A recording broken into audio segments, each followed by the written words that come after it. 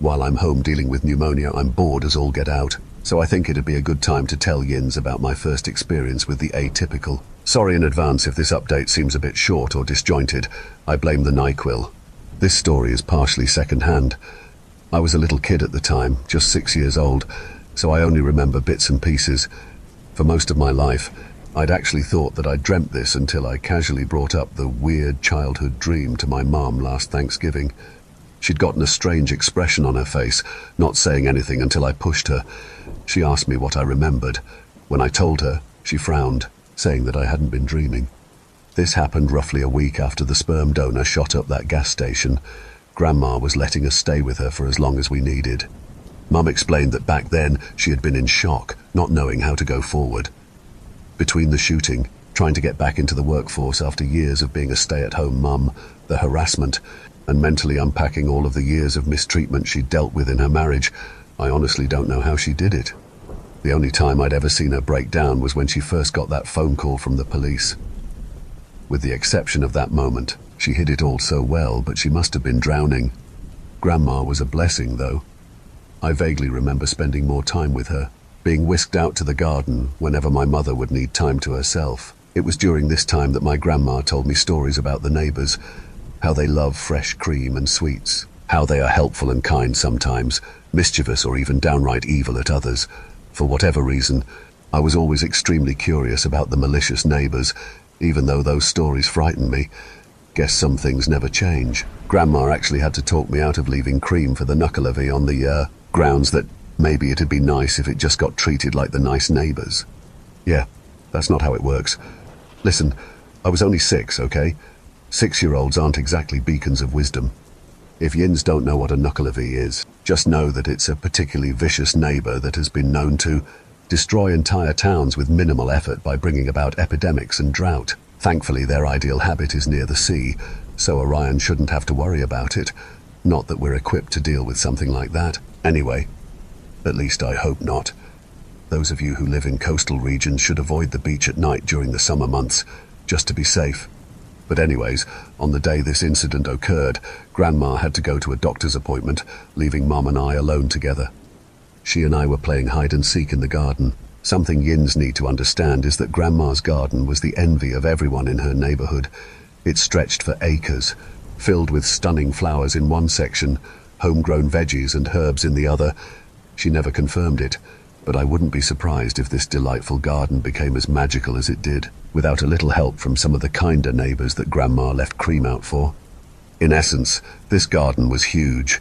Mum said that it had taken her almost 5 minutes to find me behind a particularly buxom cluster of orchids. When it became her turn to hide, she'd selected the rose bushes.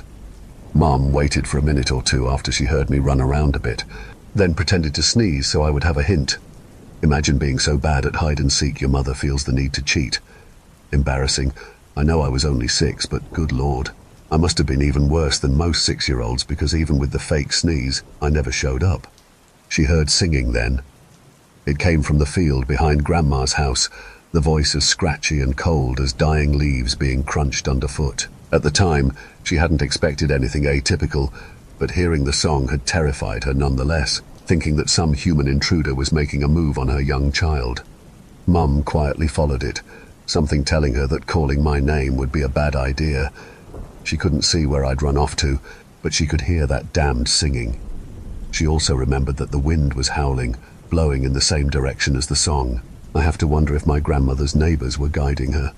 Once she crossed from the field into the tree line, Mom smelled sugar, lots of it. She located a frosted pink heart-shaped cookie on the ground. She thought that it had sprinkles on it until they squirmed. Maggots. Mom does even worse around worms and worm-like creatures than I do, which meant that she wasn't crying already. She was probably near tears after that discovery. As she followed the wind and the song, she saw more treats along the ground. Some had small teeth marks in them, like they'd been bitten into by children, then discarded. At this point, she'd thought it was still some run-of-the-mill child predator, using sugary confections to lure her daughter into the forest. But what type of predator would take the time to bake and decorate this many cookies and cakes for just one child, and to leave them in a perfect path into the woods that could easily be traced? It was getting strange. The singing was growing louder. The smell of sugar and freshly baked goods was getting stronger. She'd said that this is the reason why she never ate sweets. After this experience, the smell of confections would immediately bring her back to the time she'd almost lost me. Mom eventually came upon a house made entirely of gingerbread. She couldn't believe what she was seeing. Was she going crazy? Had she finally snapped? Was this all just a bizarre, stress-induced nightmare? The wind grew louder, as if urging her to snap out of it. Peppermint stepping stones led up to the door, somewhat melted from the summer heat, bearing various footprints. Misshapen gumdrops and chocolate chips decorated the sides, the entire house lined with warped white frosting. The entire structure buzzed with flies. One of the gingerbread house's windows was open. Mum crept up to it despite everything within her telling her that the candy house was dangerous. Careful not to disturb the melting white frosting on the windowsill, she peeked inside. I was hunched over the kitchen table, head down with frosting and crumbs on my face, fast asleep with a pile of cookies in front of me. Meanwhile, the gingerbread house's owner was bent over in front of an oversized oven. As the appliance's door squeaked open, the scent of cooking meat accompanied the smells of sugar. Mum couldn't see what was in the oven from around the swell of the homeowner's back. It moved in odd, jerky motions, reminding her of the twitchiness of an insect. In an owlish motion, its head turned backwards as its song continued, grinning at me as I slept. It had the face of a skeleton, covered in bubbling melted wax that was meant to resemble skin. What's interesting is that in my dream, the owner of the gingerbread house looked a lot like Grandma, just a bit taller and thinner with hair made of licorice whips, and her voice had been as sweet as the treats she'd fed me. The house had been warm and inviting, a sharp contrast from my mother's recollection, though I'm inclined to believe that what my mum had seen had been the truth.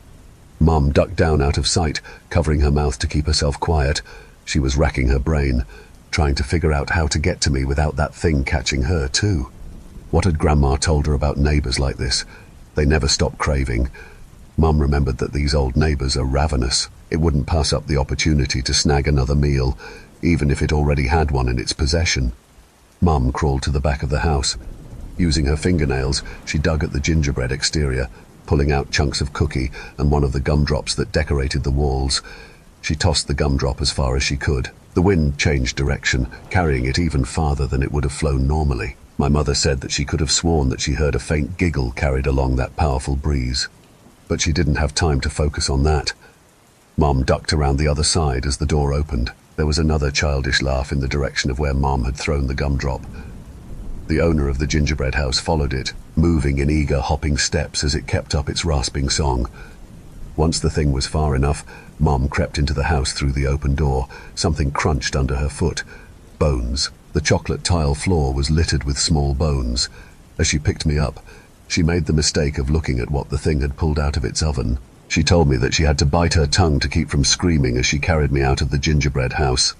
As she told me this story, she admitted that for years afterwards she'd had nightmares that I'd been the one in that oven. With blood in her mouth, Mum followed the trail of treats back to the field.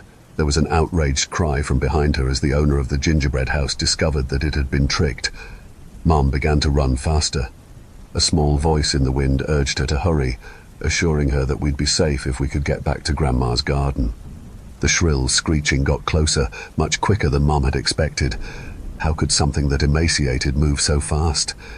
She held me closer, hiding my face in her shoulder in case I woke up from whatever spell that thing had put me under, not daring to look back out of fear that it would slow her down. Heat seared her back, making her sweat. She'd learn later that the thing had scratched her, and that what she'd actually felt running down her spine had been blood. It had tried to grab the back of her shirt, but by some miracle couldn't quite get the grip it needed. It let out another shriek of rage as she stumbled into the garden, its chase stopping the moment she passed the orchids. She kept going through the back door until she collapsed onto the carpet, holding me as she sobbed. Grandma apparently came home to find Mum still hugging me as I slept, too afraid to let me go out of fear that I'd disappear again. Grandma had to patch up my mum's injuries while she held on to me. I do vaguely remember waking up in her arms, both of them looking at me with tears in their eyes. Back then, I hadn't understood and thought that they were just upset that I'd slept for so long. After telling this story, Mum informed me that Grandma and one of her friends from the garden had gone into the woods to find the house, only to discover that it had vanished, along with the trail of maggot-infested treats. There was nothing left of it, not even a residual crumb. I wonder if the Gingerbread house is still out there. It must be. Since hearing all of this, I've been keeping an eye out on any news of missing children. It hasn't appeared to have taken an interest in this area so far, but I imagine it's only a matter of time. Evil really seems to be drawn to Pennsylvania. Speaking of evil, the mechanic and I have come to an understanding. That is, if you can call mutually assured destruction an understanding. Before I get into that, I have some brief updates on my co-workers in regards to this situation. When it comes to Victor and Raina, they both have opted not to name him outright, at least for now. The boss knows that naming the huntsman would bind them together once again, and after his servitude he wants to distance himself as much as possible. Completely understandable. After having the mechanic dig around in her head, Raina similarly wants nothing to do with him. When he'd flipped through my mind, I had only seen small but painful snapshots of my past. Meanwhile, he'd made her relive her most awful memories as if they were happening all over again, most likely to punish her for hiding the ledger. It did a number on her. On a tangentially related note, Raina has begun to go to therapy, the experience making her realize that she can't avoid addressing her trauma anymore. While it's horrible that being tortured was the spark for this, I think it would be good for her overall. So for now, that leaves the mechanic as my sole responsibility. The prick dropped by my apartment unannounced the other day at the beginning of my week of recovery. He had the nerve to look me up and down and say, "You look like death warmed over." Without thinking, I retorted, "Whose fault is that?" The grumpy old fucker next door pounded on the wall. Apparently talking at a completely normal volume is too loud. The mechanic briefly side-eyed my neighbor's door in irritation, then met my gaze. Even though he couldn't get into my head with the hagstone, it still felt too vulnerable to maintain direct eye contact with him. I focused on his chest instead. Sounding slightly impatient, he asked, "You gonna invite me in?" Truthfully, I think I'd feel safer inviting Dracula in than him, but what I said was, "Now isn't the best time." The old bastard next to me stomped over and cracked open his door, griping about how he was trying to sleep, and I had a lot of nerve inviting strange men over at this time of night. It was 8 p.m. The sun hadn't even set yet. Unfortunately for him, he made the mistake of looking the mechanic in the eye. The mechanic's smile was deceptively friendly. "We all know you ain't sleeping, old-timer, but don't you worry. I won't tell your ex-wife as long as you leave us to our business, all right?" The old man turned bright red and silently retreated back into his apartment, the door clicking shut. I don't know what the mechanic was referring to, but judging by the old geezer's reaction, I'd love to keep it that way. Once we were alone, the mechanic raised an eyebrow at me, leaning against my door frame. "It ain't exactly private out here." "It's not much more private in here," I replied in a hushed tone. "He'll know better than to eavesdrop now." With a smirk, he suddenly raised his voice. "Ain't that right, old-timer?" Without saying a word, the old man stormed out, keys in hand, and darted to his car. The mechanic snickered as the nosy fucker departed. "Well, he's definitely going to bitch to my landlord tomorrow." "You seriously think I'm going to let you in after that?" I asked. While I didn't like the guy, the last thing I needed was more drama. Completely casually, the mechanic replied, "He thinks we're about to fuck and wanted to listen in. I did you a favor. You can return it by letting me in." "Cool. Wonderful. On that note, I'm also looking for a new apartment on account that my neighbor is a creep, because I don't have enough on my plate." Disgusted and mortified, I broke the salt line just enough for him to get through, then moved to stand by where I had the fire poker propped against the wall. Even with the advantage of knowing his name, there's not a doubt in my mind that he's still dangerous. The mechanic made himself comfortable on my couch. He had apparently recovered from the shock of being identified, appearing almost as collected as he normally was. I say almost because he looked at me differently than he used to. Before, he'd had this superiority about him, as if I should be grateful that he'd noticed me enough to want to devour me. Now, I could see that he truly despised me. I'd never had someone look at me with such pure hatred before. Not wanting to provoke him, I politely asked, "What did you want to discuss?" "I want to know where we stand," he started. "Should I be ready to fly my happy ass back to Anwan? And can I count on you to not fuck with the hunt's affairs?" "You can stay. Your name will be one of Orion's secrets," I assured him. "In return, all that I ask is that you and the other hunters under your command don't interfere with Orion's duties. Does that sound fair to you?" Something I should have clarified to Yins in my last update was that Iolo isn't his real name. In fact, Nessa isn't mine. His is some old Welsh name that only a few hundred people have today, but rest assured, if he ever crosses the line, Yins will see the real one. The smirk returned. Gotta say, you've gotten brazen since I first met you, especially now. Can't decide if I love it or hate it. I just want things to calm down. We both have work to attend to, and this feud doesn't serve either of us. Gotta disagree with you there, puppy dog. Iolo leaned back in his seat, crossing his legs to rest the ankle of one upon the knee of the other. It serves me well enough.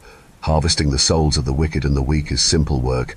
So simple it's mind-numbing. Gotta rough 'em up a bit just to keep things somewhat interesting, you know? Least now I got something to strive for.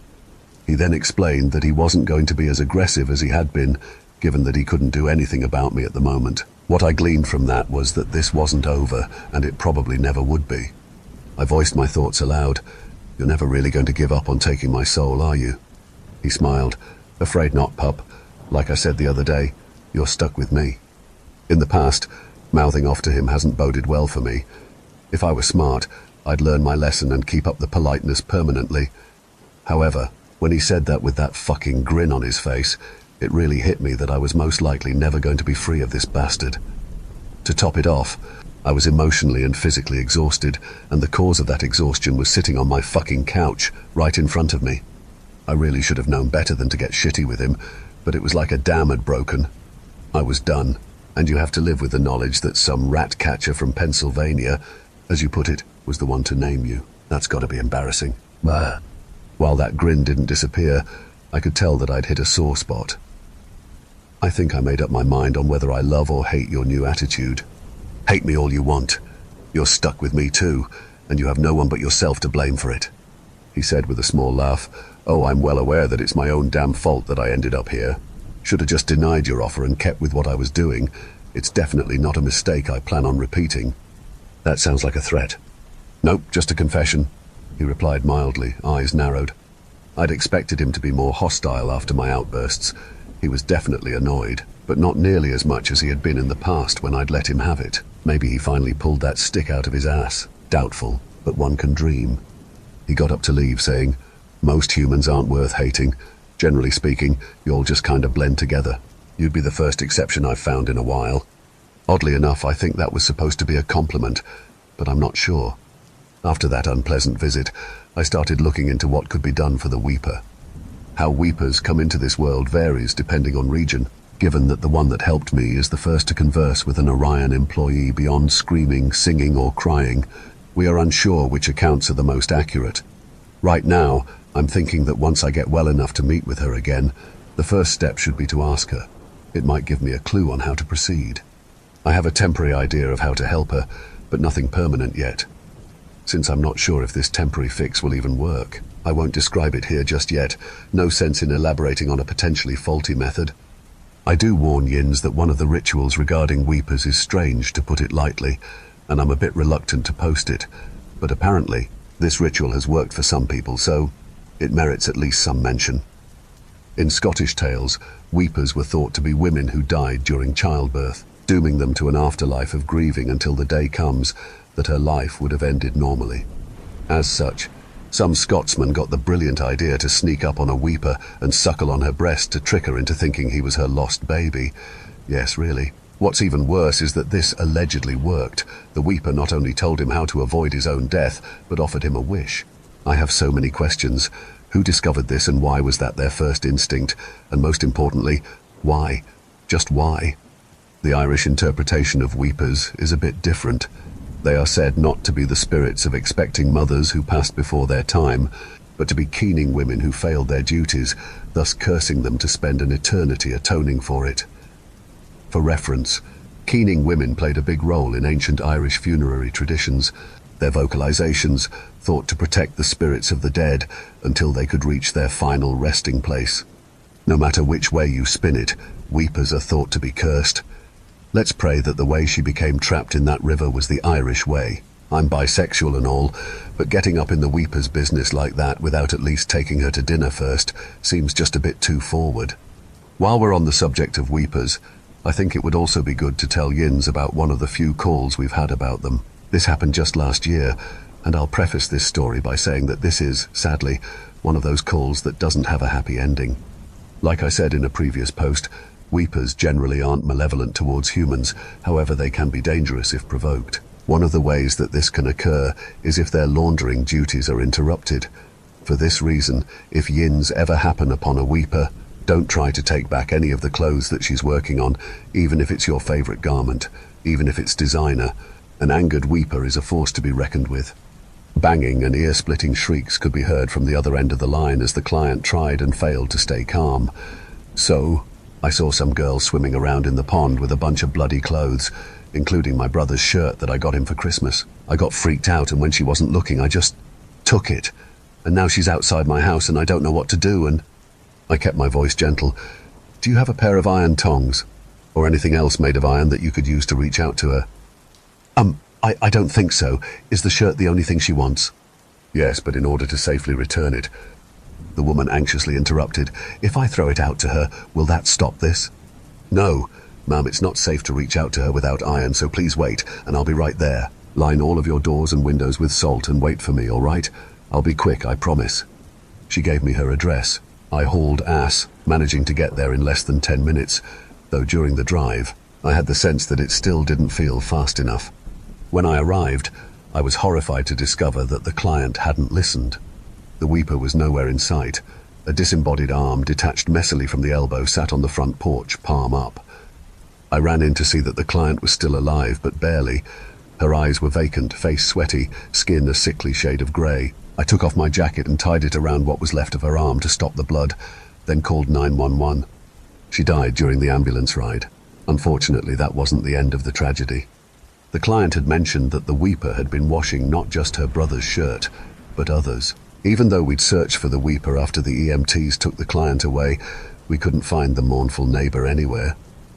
The following day, the roof collapsed at one of the local churches, killing the congregation inside. The client's brother was in attendance.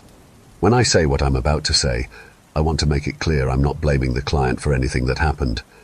She'd been scared. She'd had no idea about anything that was going to happen. I just wish that she would have waited. She could still be alive right now. We could have learned about the collapse before it happened. Nobody had to die. I'm not sure if the weeper that chased the client is the same weeper that I'm working with. Considering that the one I know can't leave the river, I believe that this was a different one, so now I have to wonder, why was one of them capable of following the client to the suburbs, while the other can only go as far as the riverbank? In summary, there are just a lot of unanswered questions.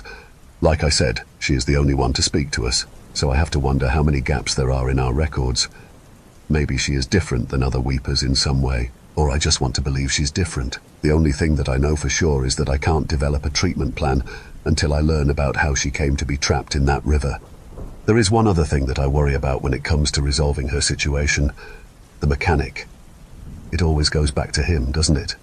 The weeper has already saved me from Iolo once before, so it won't be hard for him to narrow down who translated the ledger. So not only do I have to try to free her, I also have to make sure he doesn't try to retaliate against her in any way. She'd said herself that the hunters can be just as cruel to other neighbors as they are to humans. While Iolo didn't mention the weeper during our impromptu meeting, I know that he hasn't forgotten about her. At the time of writing this, I'm getting to the end of that Z-pack. My back and shoulders still ache, but it's faint. Slowly but surely, I'm getting better. Once I get well enough, I can figure all of this out. Maybe. I'll try to figure it out. Anyway, but in the meantime, a NyQuil nap is calling my name.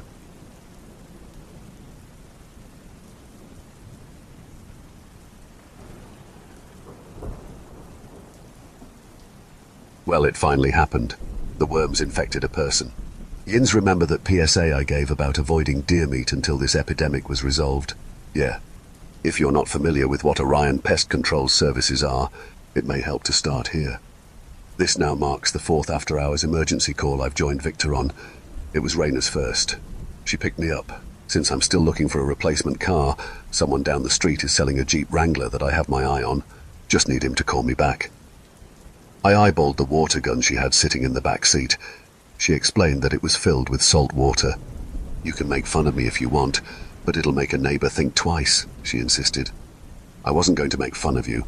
I was going to say that it's a good idea. Then I read the name written along the barrel, but maybe you shouldn't have gotten one called the Squelcher. She sighed. It was $1, okay? On the way there, Victor caught us up over the phone. For background, our local authorities know about the deer problem and strongly advised locals to avoid hunting until the epidemic is eliminated. However, one hunter decided he wanted to risk it all for some venison steak. His elderly father, our client, didn't participate in this worm-infested bounty due to a doctor's restrictions on red meat. A few hours later, the deer hunter complained of an upset stomach.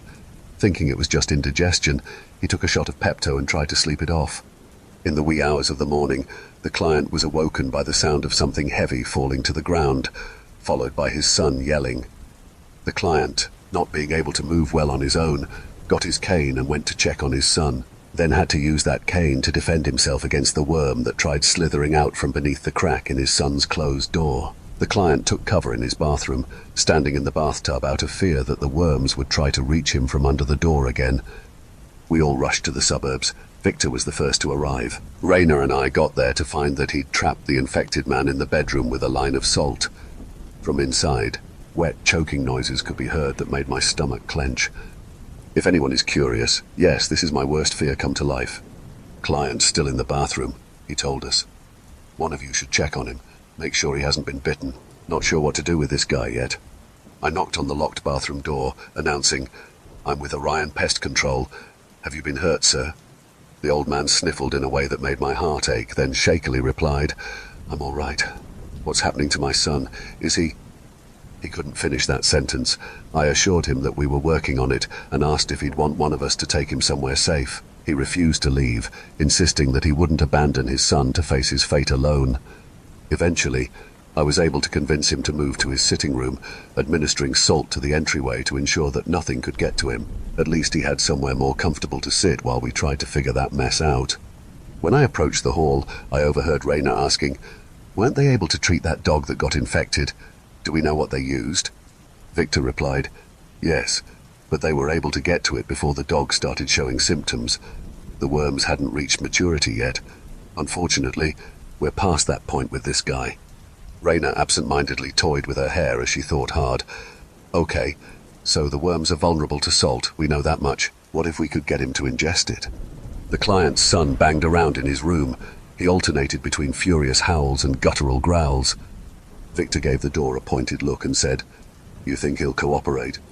Raina let out a deep breath and shrugged. "We'd have to hold him down, and at the risk of sounding like a total wimp, I don't really want to get close to him, at least not without gloves and full body armor. I could go back to the office and grab the tranq gun."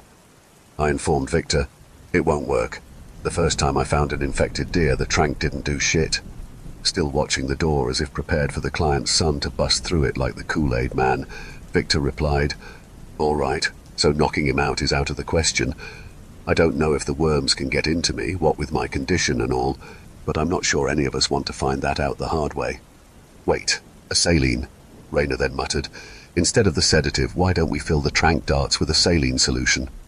Victor considered it, then shrugged. "It's worth a try. The office isn't far, and we have a bottle of wound wash that we could use."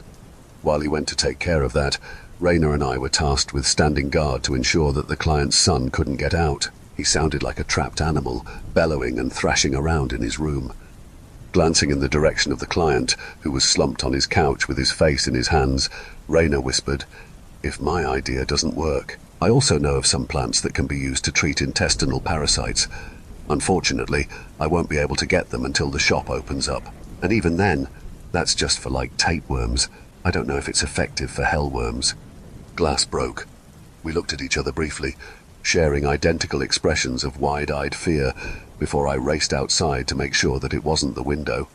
Guess what? It was the fucking window. When I saw the client's son lean out of it, I gagged. Long strings of foamy drool flowed from his pale, wet lips, clumping his orange beard.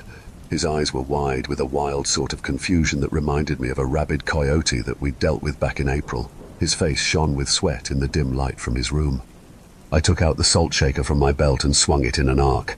Grains of salt hit the side of the house, causing the infected man to flinch away from the broken window. Ideally, it would be best to put a line on the windowsill to keep him inside, but it was going to be hard to get close enough to do that. He was already trying to get out again. His mouth dropped open with a nauseating gurgling sound. One of my nightmares became a reality as I saw a pink worm starting to squirm out of his throat like an extended tongue, its jawless, toothy mouth visible as it stretched towards me. Its host grunted painfully, eyes bulging as another worm fought to get out of his mouth. Like the big hero that I am, I muttered out loud, "Oh fuck no." I salted the nearest worm, causing it to retreat back into the man's gaping mouth. I just had to keep this guy from leaving. The last thing we needed was for him to infect someone else, especially if that someone else was me. Raina came out, holding her water gun in both hands. She squeezed the trigger, spraying salt water through the open window, forcing the infected man to jerk back. Any time he'd try to get close afterwards, she'd pull the trigger again. This tactic may sound goofy, and I'm sure it would have looked ridiculous to anyone that witnessed it, but hey, it worked. Looks like I'm going to have to invest in a squelcher too. Headlights. Against my will, I thought back to when the mechanic had found me on the side of the road. To my relief, it wasn't him.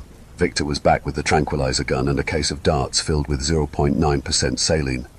Of all the things that would make me antsy, it seemed so strange that headlights would be one of them. Victor took aim with the tranquilizer gun as the infected man approached the window again, then fired the saline shot. That's when everything went wrong. The worms tore out of his throat with a grotesque sucking sound, leaving their host doubled over the windowsill with blood pouring from his mouth, eyes staring vacantly ahead, eyelids and hands twitching. Without a word, Raina rushed back into the house as the worms flopped onto the ground, writhing aimlessly without their host. Victor sent me to help Raina as he finished them off. I came in to see that the client's son was now having a seizure. She'd placed a blanket under his head and was in the process of trying to gently turn him onto his side. I called for an ambulance. The client called through the hallway, asking what was going on. Guilt contorted Raina's face as she watched over his son. Trusting her to keep an eye on him, I went out to sit with the old man, not sure what I was going to tell him. Before I could say anything, the client teared up. I held his hand as he silently wept. Fortunately, the ambulance got there quickly. By that time, his seizure had stopped. He was unconscious, but still breathing. The old man rode with him to the hospital, refusing once again to leave him alone. Raina blamed herself.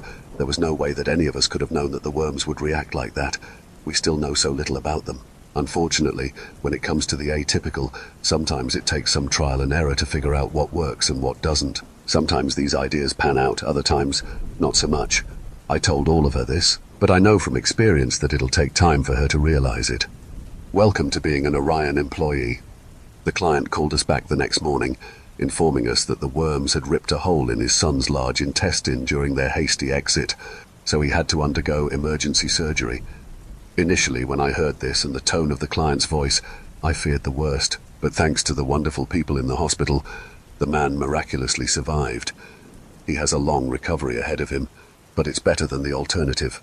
The client thanked us, his voice catching, then hung up before I could say another word. Raina almost collapsed from relief when she heard the good news. In town, word spread quickly about the man who ended up in the hospital after consuming infected venison, so hopefully that'll keep other people from making the same mistake he did. In the meantime, Raina's making it her mission to figure out how to deal with the worms without harming the host. So she's been trying to get into contact with the Department of Wildlife to see if they know anything that we don't. There has to be a way to remove those things safely. We just have to find it. Speaking of trial and error, I've been focusing on the Weeper. Something I'd been thinking about is that she has to be near her river at all times. What if she kept some of her river with her? Did the water matter more or the location? In order to test this, I visited her a few days after the worm incident, bringing a canteen that I found at Goodwill for $3 with me. It was big enough to hold a decent amount, and when I washed it out, I tested it to find that it didn't leak. It even came with a neck strap for carrying convenience. When I found her, she was sitting on the riverbank, turned away from me, staring into the water as it rushed around her bare ankles. I sat cross-legged next to her, asking, "What was your life like before this?" Gaze distant, she replied, "I'm afraid that I don't remember much. I've always just been here." "How long has that been? Do you know?" She shook her head. As per usual, her eyes were red and irritated from crying. As much as I hate to admit it, I've had crying spells like that before. The kind that make your sides hurt from sobbing so hard, and your temples throb well into the next day. After thinking for a moment, my next question was, "The first garment you ever washed, what did it look like? We might be able to discern how long it's been from that." The Weeper frowned at me. What is the point of this? I've looked back in our records and I may have a few ideas of how to get you out of here.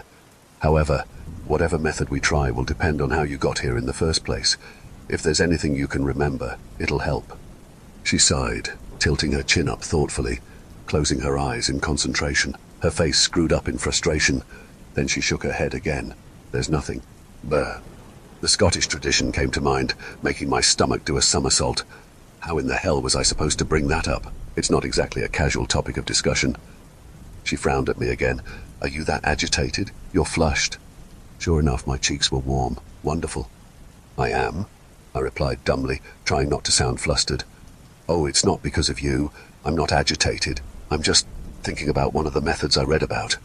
She continued to stare at me. I looked away, wanting to crawl out of my skin. Still not able to meet her eyes, I stammered, "There's no good way to say this, so please bear with me. In Scottish records, actually, you know what? Never mind, we'll start with my other idea." Yeah, I chickened out. We'll save that method as a last resort. I held up the water bottle. She furrowed her brows at me, not understanding. After removing the cap, I held it beneath the surface until bubbles stopped floating from its open mouth, then handed it to her. "Try walking away," I told her. The weeper went from being unsure to curious. She rose from the bank, then took an exploratory step forward, then another. With each step, she looked more and more cautious. Eventually she turned and gave me the first truly joyous smile I'd ever seen from her. She began to laugh, a surprisingly girlish sound that I'd never expected to hear from her. Her arms wide, she twirled, the wet edges of her skirt flying around her like the petals of a black flower. The weeper brushed a lock of white hair from her beaming face, saying, "I've never been this far before." As nice as it was to see her so happy, I wanted to be truthful with her. It's not a permanent solution, unfortunately. The water will evaporate eventually, so that'll need refilled from time to time, but it's at least a start. Thankfully, that information didn't seem to dampen her mood. That's more than what I had before. When I got up to stand beside her, she did something else I didn't expect. She threw her arms around my neck, pulling me into a tight embrace that genuinely knocked the wind out of me. Struggling to breathe, I gingerly wrapped my arms around her, debating on if it would be rude to ask her to loosen her grip. I decided that I could handle it for a few seconds longer. She was so cold. With the heat of the day, it felt nice. When she loosened her hold on me, I tried not to make it too obvious that I was eager to get air back into my lungs. "Let's see how far you can go," I said once I'd recovered. The answer was pretty far. We got to my apartment without her feeling the pull of the river. She explained that whenever she'd tried to leave previously, it felt like there was a vicious tug on her innards, as if the river had a leash connected directly to her lungs. It was normally agonizing for her to even attempt to go farther than the bank. I then asked her about the violent weeper incident I'd mentioned in my last post. She said that weepers can only leave if it's necessary to complete their duties as seers of death. She also confirmed that another weeper had been responsible. That one is tied to a pond and is reclusive even by weeper standards. She glanced around my apartment, eyes large as if I'd taken her someplace wonderful. I suppose to someone who lives in a river, even my mediocre, outdated living space must look like a palace. "Would you like me to get you something warmer?" I offered. "My clothes might be a bit big on you, but I'm sure it'd be nice to wear something dry."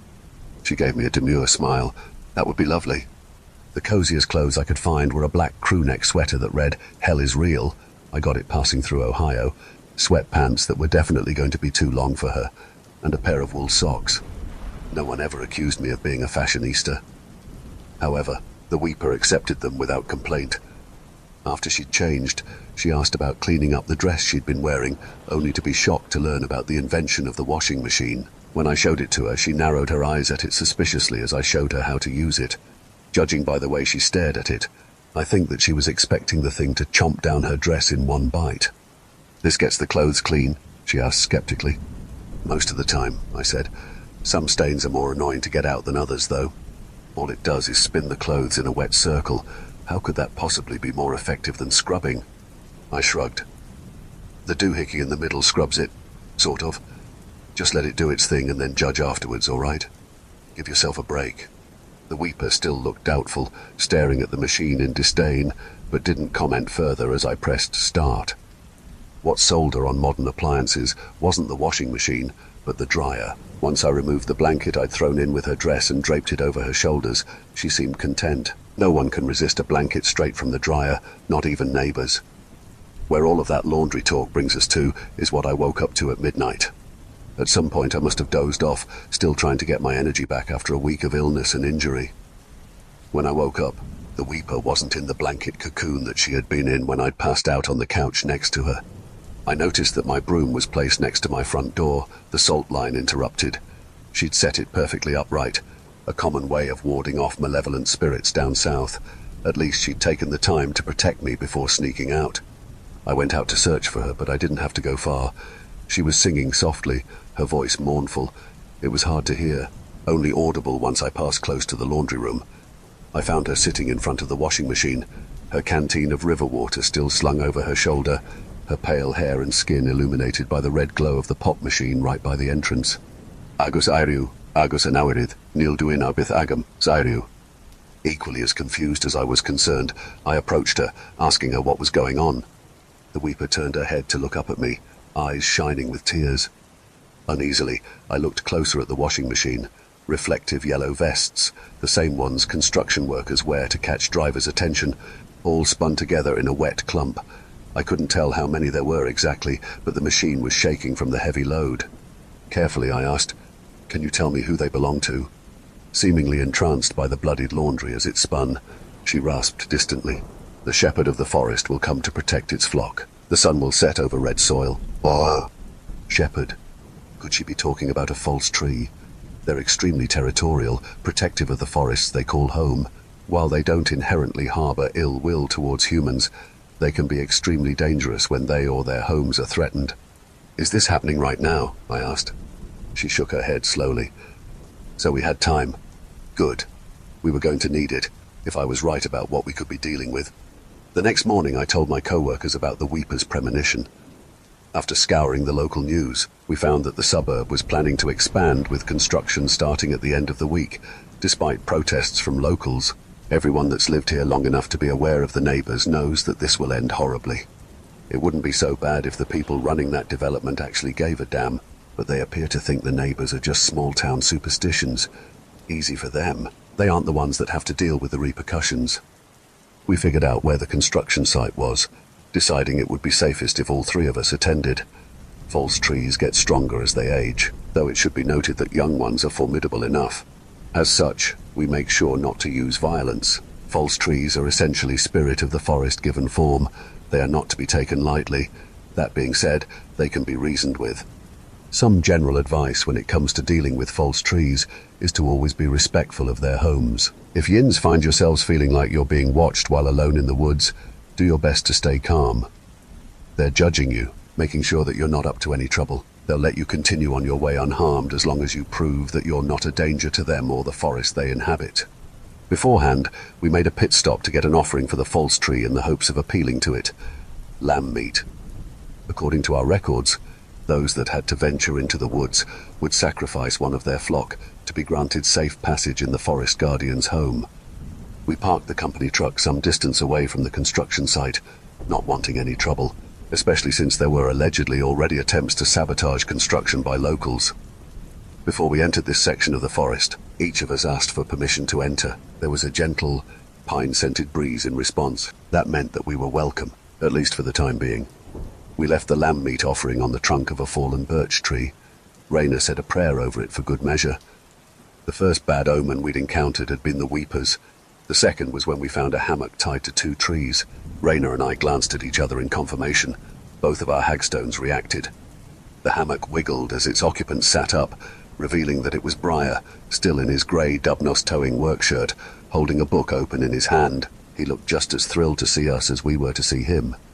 "I'm not here for you," he said, not hiding his irritation. "You don't bother me. I won't bother you." Victor curtly replied, "Works for me." I could still feel his eyes burning into my back as we kept heading towards the construction site. Once we were out of earshot, Victor whispered, "They're like sharks. They smell blood in the water, they circle." Raina shuddered. I advised her not to look back at Briar. The last thing we needed was to worsen the situation by provoking him, especially since he'd expressed interest in her in the past. I doubted that interest had conveniently fizzled out. As we kept going, we saw a construction worker in his hard hat and bright yellow vest wandering around. The man looked disoriented, his head turning from side to side as he took in his surroundings. I have no idea how I got here, he said when he saw us. False trees like to lead people astray. Sometimes this is done merely as a prank, other times it's a warning. Victor scanned the trees surrounding us, as if he expected one of them to move at any possible movement. It was a reasonable concern. In turn, Rainer was shifty, clearly growing anxious. Meanwhile, I kept thinking back to the vests in the washing machine, wondering if his had been one of them. The worker started to ramble nervously. I was just at the site. I walked in a straight line. How? I calmly assured him. We can lead you back to where you need to go. The woods can be misleading, especially if you're unfamiliar with them. After I spoke, I felt a cold chill take over my chest. The false tree was watching.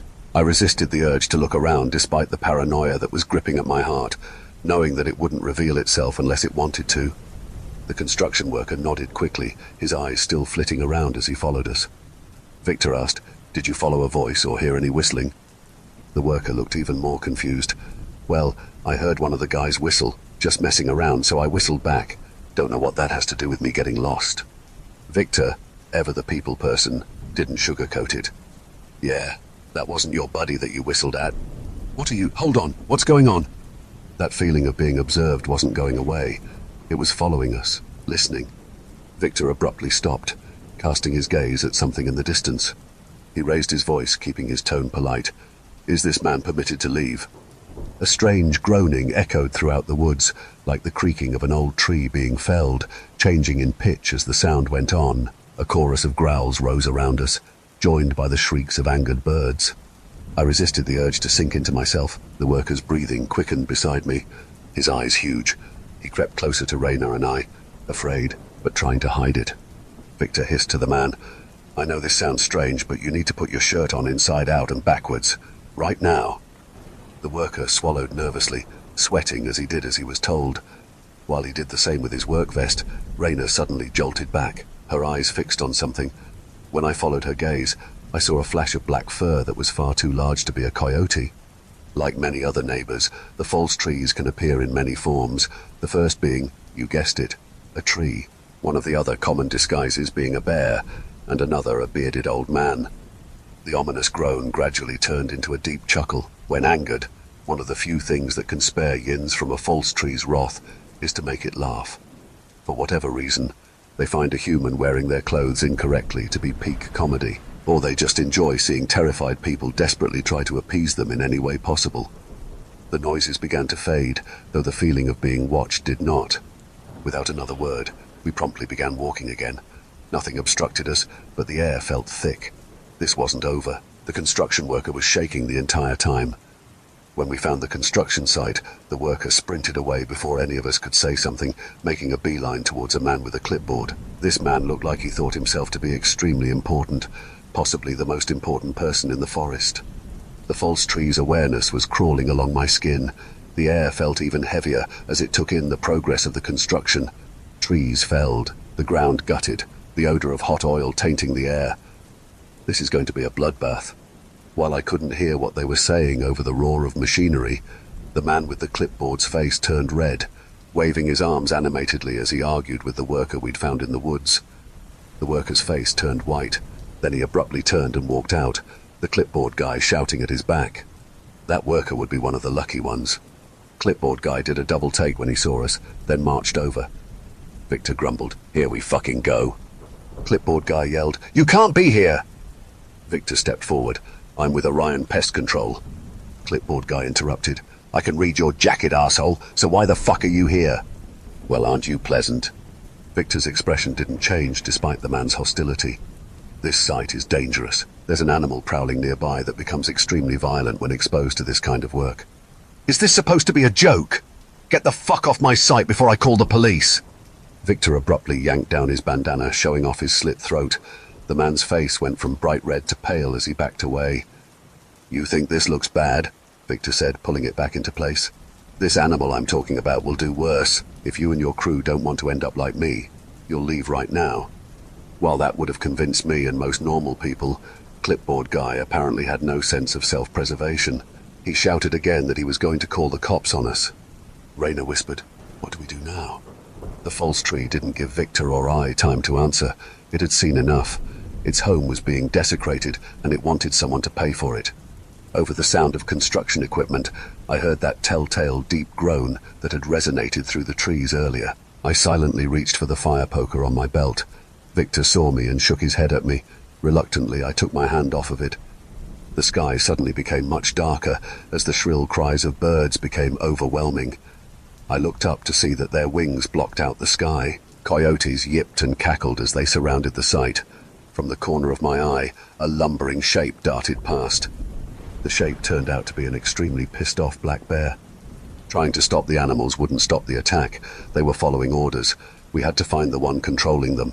My co-workers and I hurried off to find the false tree as all of the animals converged on the construction site at once, a vicious flurry of fur, feathers, and teeth. Screams rose from the site behind us as the workers were subjected to the full force of the forest's anger. It had to be nearby. It had to be close enough to watch what was happening. Things would have been so much harder without the hagstones. Raina spotted it first, point out one of the tallest pine trees I'd ever seen. Keeping the desperation out of my voice, I called out to the false tree, "Shepherd of the forest, may we have a word?" The false tree's eyes opened, glowing an eerie shade of green. Its pine needles began to resemble a bushy beard as the shepherd revealed itself, towering over us even as it crouched to get a better look at us. Squirrels poked their heads out of its beard, their small faces scrunched in accusation. The tree's voice boomed as if the earth itself spoke through it. "I have no quarrel with you. You may leave." Victor asked, "And the crew?" The false tree bristled. "They drew the blood of my flock, so I will draw theirs." I asked, "Is there anything else that can be done to satisfy this blood debt?"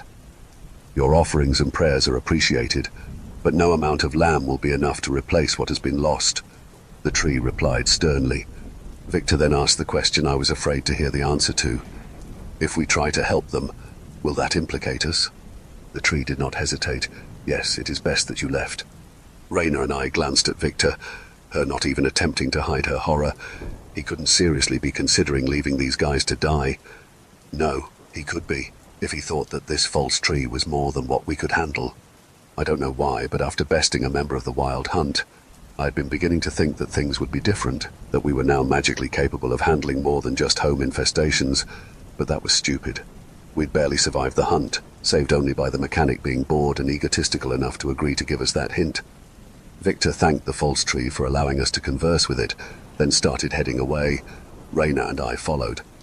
Raina whispered, "We aren't just going to walk away, are we?" Victor half turned, his voice low. "You two are. I can't die. May as well use it for something." Even though I hated the idea of leaving him alone to try to save whoever was left, I didn't waste time arguing. We couldn't afford to.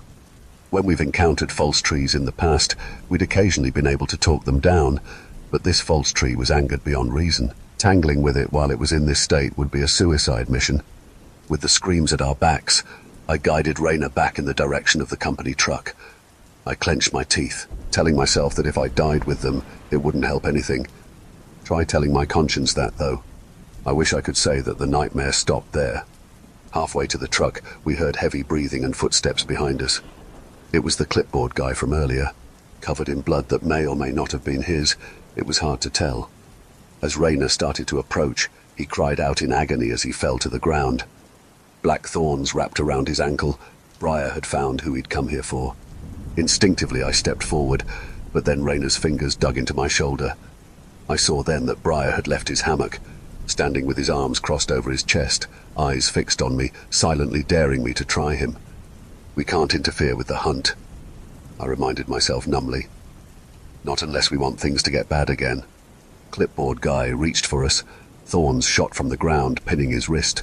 More coiled around him like snakes, leaving gashes where they touched his skin, tearing at his clothes. When he cried out, they slithered into his mouth, his screams now coming out wet and grating as the thorns burrowed into his throat. This all happened in seconds. I didn't want to see it and couldn't watch any more of it, turning away to continue our journey back to the truck. I flinched when I heard a sickening tearing sound, then again when a warm liquid splashed across my back. Raina had made the mistake of looking back and let out a horrified gasp that turned into a sob. I don't want to know what she saw. Her eyes were haunted and wide. "I'm sorry." On the way back, I heard Raina praying under her breath for that man, the others at the construction site. And for us. I hate cases like this. I hate failing like this. It wasn't a complete failure, I should make that known. We'd saved that man we found before the slaughter. Victor managed to get a few others out, but not without taking some punishment in the process. He's going to be home for a few days to recover. Construction has been halted, can only imagine why. In the meantime, I'll be returning with more offerings for the false tree. It's hurt too. The only way we can stop more attacks like this is to rebuild our relationship with the forest. I'm also going to try to get in touch with that construction company, try to get them to reconsider. Maybe if they won't listen to the locals, they'll listen to someone who saw what happened to their workers.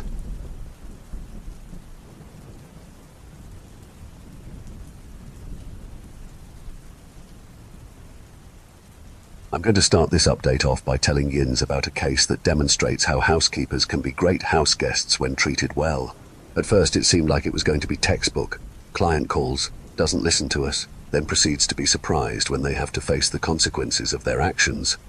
Thankfully, this client realized quickly that we weren't joking and managed to get with the program before the housekeeper transformed. As an aside, I honestly don't know why some of the people around here are so averse to treating their housekeepers properly. You'd think with how uppity some of these suburbanites are that they'd be glad to have someone to act as their maid for the low price of a bowl of cream. Where this case got a bit ridiculous was when the housekeeper somehow managed to get inside the walls. From the moment I stepped through the door, I could hear the housekeeper's muffled grumblings. The homeowner was sitting in his living room, anxiously tapping his foot as scratching could be heard above our heads. At this point, I wasn't sure if it had transformed or not. Given that it hadn't directly attacked the client, it seemed like it still could be reasoned with. He sheepishly told me that things had been going well with his otherworldly house guest, until he woke up that morning to find that it had gotten stuck. He wasn't sure how it had happened. I nodded slowly, trying to figure out how in the hell I was going to fix this mess. Okay, I'll have to find some way to get it out of the wall without it killing one or both of us. So it would be best if you found somewhere safe to hang out, and I'm probably going to have to get someone else down here to watch my back. He muttered to call me when it was safe, then left. I got a hold of Victor, telling him about the situation as the glassware around me started to quake as the housekeeper let out a blood-curdling screech. How the fuck did it get in the walls? Was the first question he asked. I have no idea, I said with a sigh. I'll take a look around, see if I can find an entry point. Don't engage it until I get there, Victor advised. With it being stuck like that, it's bound to be more aggressive than usual. Will do. My first thought after retrieving the toolbox from the company truck was to find the attic. Maybe it had found its way in a hole in the insulation and just fell in. Housekeepers aren't burrowers, preferring to live in more civilized conditions. That's why they try to integrate into human dwellings. It most likely was even more upset about the situation than the homeowner was. Using my flashlight, I found a sizable hole in the attic wall that looked like a product of a rodent infestation. Maybe there were two things going on at once. That's when I noticed grey feathers littered on some of the floorboards. Strange, were there birds up there as well? That's when I heard the housekeeper swearing, followed by more scratching. I called out, "Is everything all right?" It yelled, "No, I love being in here, it's fucking delightful." While it was being a dick, at least its willingness to converse meant that it hadn't transformed. That was a relief. Trying to get it out while it was actively trying to destroy the place would have been even more of a headache. In case it could see me, I resisted the urge to roll my eyes, saying calmly, "I didn't mean to patronize you. Can you please knock so that I can find the best way to get you out of there?" The housekeeper grumbled, but did as I asked. The floor below me. I followed the sound, trying to locate the room it was trapped behind. Once I found the room where the knocks were loudest, I pressed my ear to the wall. "How well can you move?" I asked. "Got about 2 feet on either side, love," it replied gruffly. "Okay. We've got some cables in the truck. Once I get them, I'll feed it down to you and use it to pull you up." The housekeeper balked from the other side of the wall. "You're going to fish me out?" "I'm going to try. Just wait there and I'll be back." Right after I said that, I realized how stupid of a statement it was. The housekeeper clearly agreed with me. Where the fuck else am I going to go? A wee stroll under the floorboards. Once I got to the cable, I wondered if I would have enough to reach the trapped neighbor. If not, we'd have to bust a hole in the client's wall, which would not only be more time-consuming, but also more expensive to repair. That would be a last resort. I returned to the attic, got into position, then slowly lowered the cable down to the housekeeper. "A bit to the right, love," it shouted encouragingly. "Oh, my right, your left. Yes, that's it." Eventually, I felt a weight on the other end of the cable. After making sure that the housekeeper was ready, I began to pull it up. They're surprisingly light. I wonder if their apparent bulk is actually just hair. After some time pulling, I eventually saw 2 small hands covered in brown hair. Being as gentle as possible, I gripped the wrists, then pulled the housekeeper towards me. It grunted as it used its legs to keep from scraping itself on the jagged edges around the opening. Victor came in right at that moment, finding us just as the housekeeper slipped. I grabbed it out of the air right as it clung to my shoulders in reflex, resulting in me holding it like a little kid against my hip. Nobody was happy about this, especially not the housekeeper. "I told you to wait," Victor snapped. I awkwardly set the housekeeper down, facing the boss as I defended myself. "Yeah, I know, I'm sorry. I got carried away. You or the one that cares for this house could have gotten hurt." "Yes, Father," I muttered under my breath. He pretended not to hear me, addressing the housekeeper. "Are you all right?" The housekeeper scowled. "I'm just dandy set for those fucking rats in the walls. I was chasing them, since they was all destructive like. Next thing I know, my arse is in that wall like the wee cunt from the cask of Amontillado. Thought for sure someone was going to brick it up." With spectacular timing, more scratching could be heard from the walls.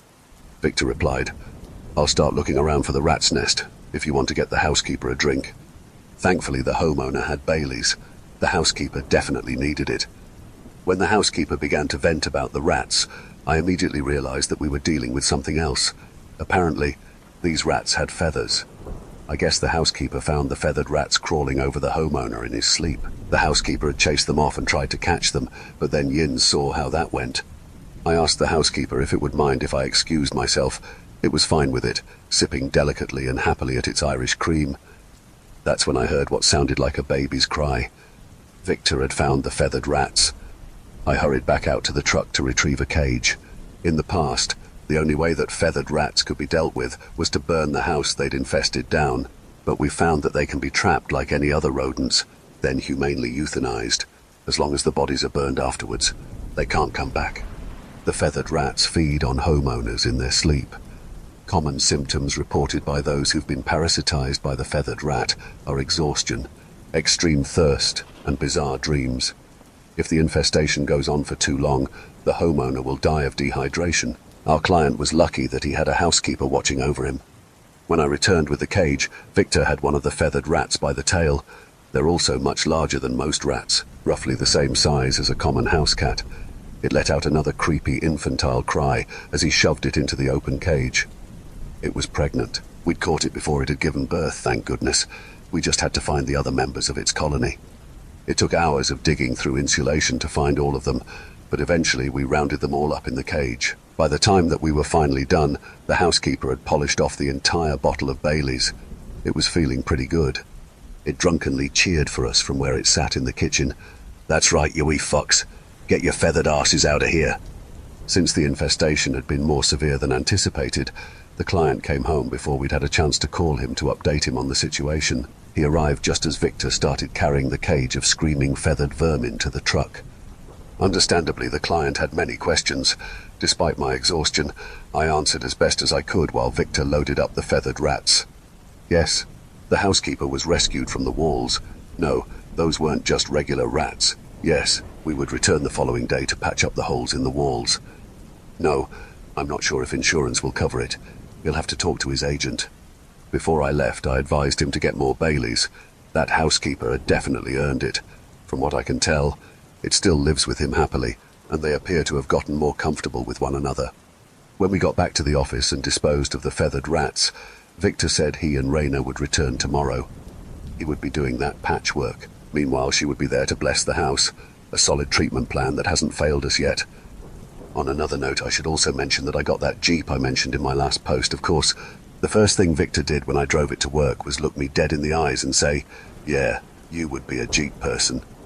This is a hostile work environment. Yins really want to apply here. I thought my day was over, but then I saw that fucking blue truck parked in my apartment's lot, the mechanic sitting in the bed of it, strumming his banjo. What the fuck does he want? My hagstone wasn't shaking. He wasn't trying to enchant anyone. He was just playing. That didn't comfort me any. I tried to keep my expression neutral as I approached him. Iolo gave me a smile. "Evening, pup. Nice Jeep. Used to belong to the Pruitts, didn't it?" My alarm at him knowing their names must have showed on my face. He raised an eyebrow. Calm down. If I used every name I was given, I'd have eaten half the county by now. You'll give them away so readily nowadays.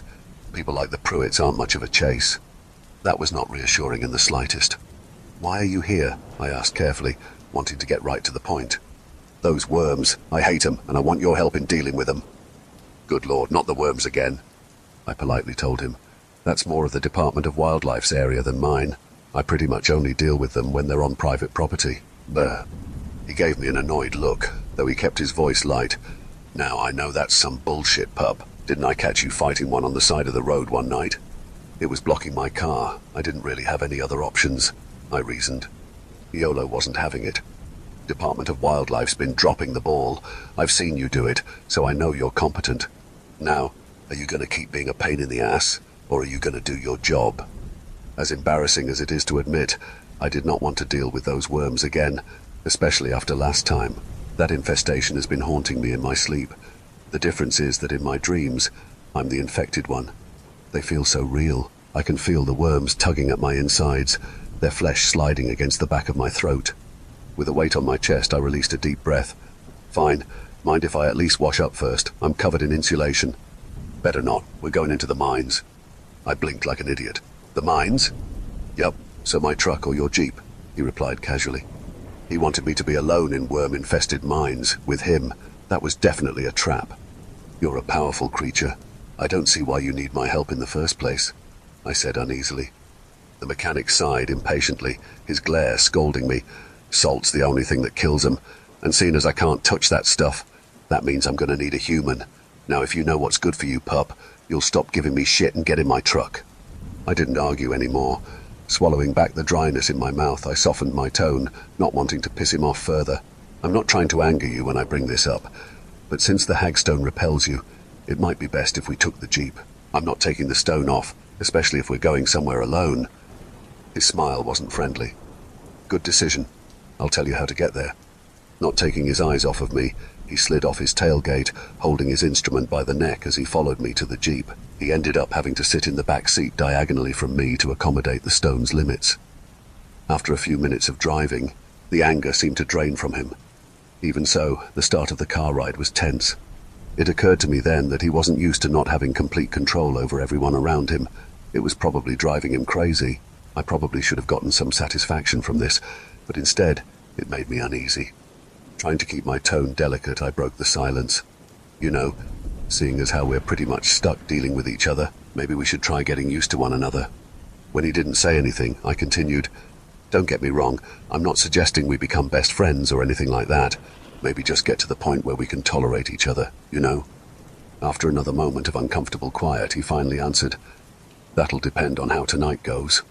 What's that supposed to mean? I asked suspiciously. You know full well I hate that pig-headed bullshit you like to pull. It was tiresome before, it's even more tiresome now. Not wanting to set him off, I kept my voice professional. I understand the Wild Hunt acts as a sort of army in a way. When I was in the service, insubordination was strictly punished, so I imagine it works the same way for yins. Thing is, I'm not one of your hunters, so you can't expect me to behave like one. He snorted. Yeah, I'm well aware of that, pup. What's getting me is that you seem to be forgetting that we're not equals. Your life will pass by in the blink of an eye. I'll still be here long after humanity eats itself alive. Victor had said before that some of these old neighbors remember back to when humans had regarded them as gods. I'd bet money Iolo was one of them. I conceded. That might be the case. Yeah, I'll be a pile of bones someday and you'll probably forget all about me. But until I keel over, which will be another 50 years from now, God willing, you're stuck with me. The mechanic let out a soft chuckle. 50 years? In your line of work? Awfully generous. Even if I don't make it to middle age, I still have plenty of time to annoy you, I joked. Will you at least think about it? It's a small town. After all, we're going to keep running into each other. He paused again before saying, I'll consider it. The rest of the drive went by without a hitch, though he kept making comments about my brakes, saying I needed to get my brake pads replaced soon. No way I'm going to his shop for that. Not after what happened to the sperm donor. I may have to pay double if I go to the jag-offs outside of town, but I'd rather have my money stolen than my soul. As the roads went from being blacktop to gravel to dirt, a cold feeling settled in my stomach. The hair on the back of my neck stood on end. Something wasn't right. Iolo mentioned it before I could. You feel it too, don't you? We aren't wanted here. He directed me to an opening on the side of the rocky hills surrounding us. It resembled a wide, hungry mouth, waiting for something to fall into it. There was a notice nailed to a post that stated that the mine was on the verge of collapse. That looks promising, I commented. Banjo in hand, the mechanic stepped over the caution tape without hesitating. He gave me an impatient glare when I didn't immediately follow, even though every instinct screamed at me that going into that mine was akin to laying down inside of my own grave.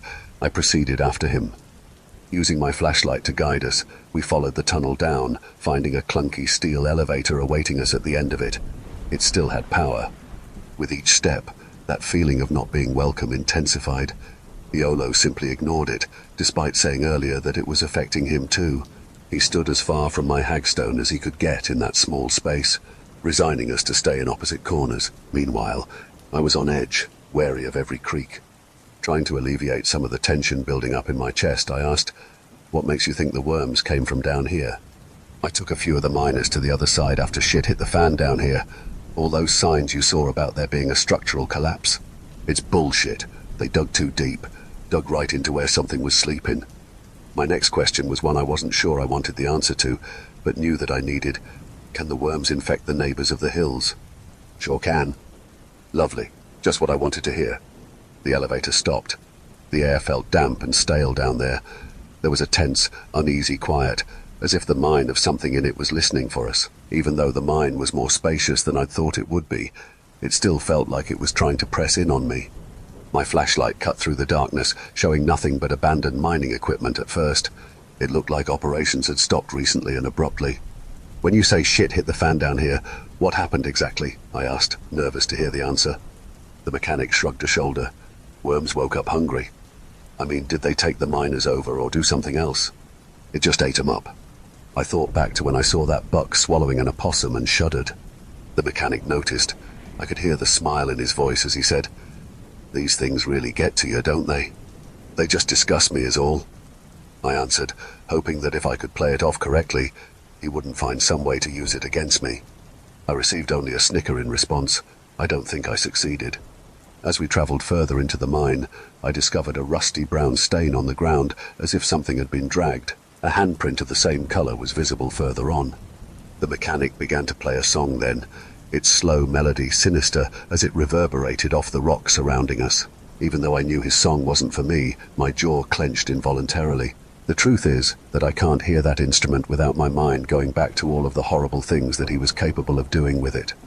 My flashlight picked up the glow of eyes in front of us. I directed its beam to illuminate what they belonged to. At first, it looked like a white deer, but the longer I stared at it, the less sure I was. Its white fur looked slimy, spotted with dirt and dried blood, most of the grime situated around its long neck. Unlike the animals I've seen infected in the past, its stomach wasn't bulging. Its pale blue eyes were clear rather than wild and confused. I noticed then that the white stag's antlers were in strange jagged patterns, all sharp angles in contrast to a typical buck's curved ones. The shape of its skull was weird as well, the nose more sloped, the eyes seeming to sit close enough together to face forward. It stood unnervingly still, not blinking as it watched us. Slowly the skin on its face peeled away like the petals of a meaty flower, revealing the largest worm I'd seen yet, roughly the diameter of a grown man's thigh. I'd thought that seeing that man infected was my worst nightmare coming true. I'd been wrong. The mechanic flicked a string on his banjo. The stag's front and back end fell away from each other in an explosion of gore that coated the walls. Then the front end began to slither towards us. Backing away as my heart fluttered, I hurriedly pulled out my shotgun, firing a salt shell at it. The stag shuddered as the shell found its mark. Then the animal turned around to double back. "Where you going, you ugly piece of shit?" Iolo called after it. 1 second he was to my left, then in the next he was in front of the white stag, cutting off its escape. He plucked the strings again. There was a sound like wet cloth being torn. I raced past the discarded rear end of the white stag, trying to keep up. Just as I took aim to fire at it again, something slammed into me from behind, tossing me to the ground hard enough to make me roll.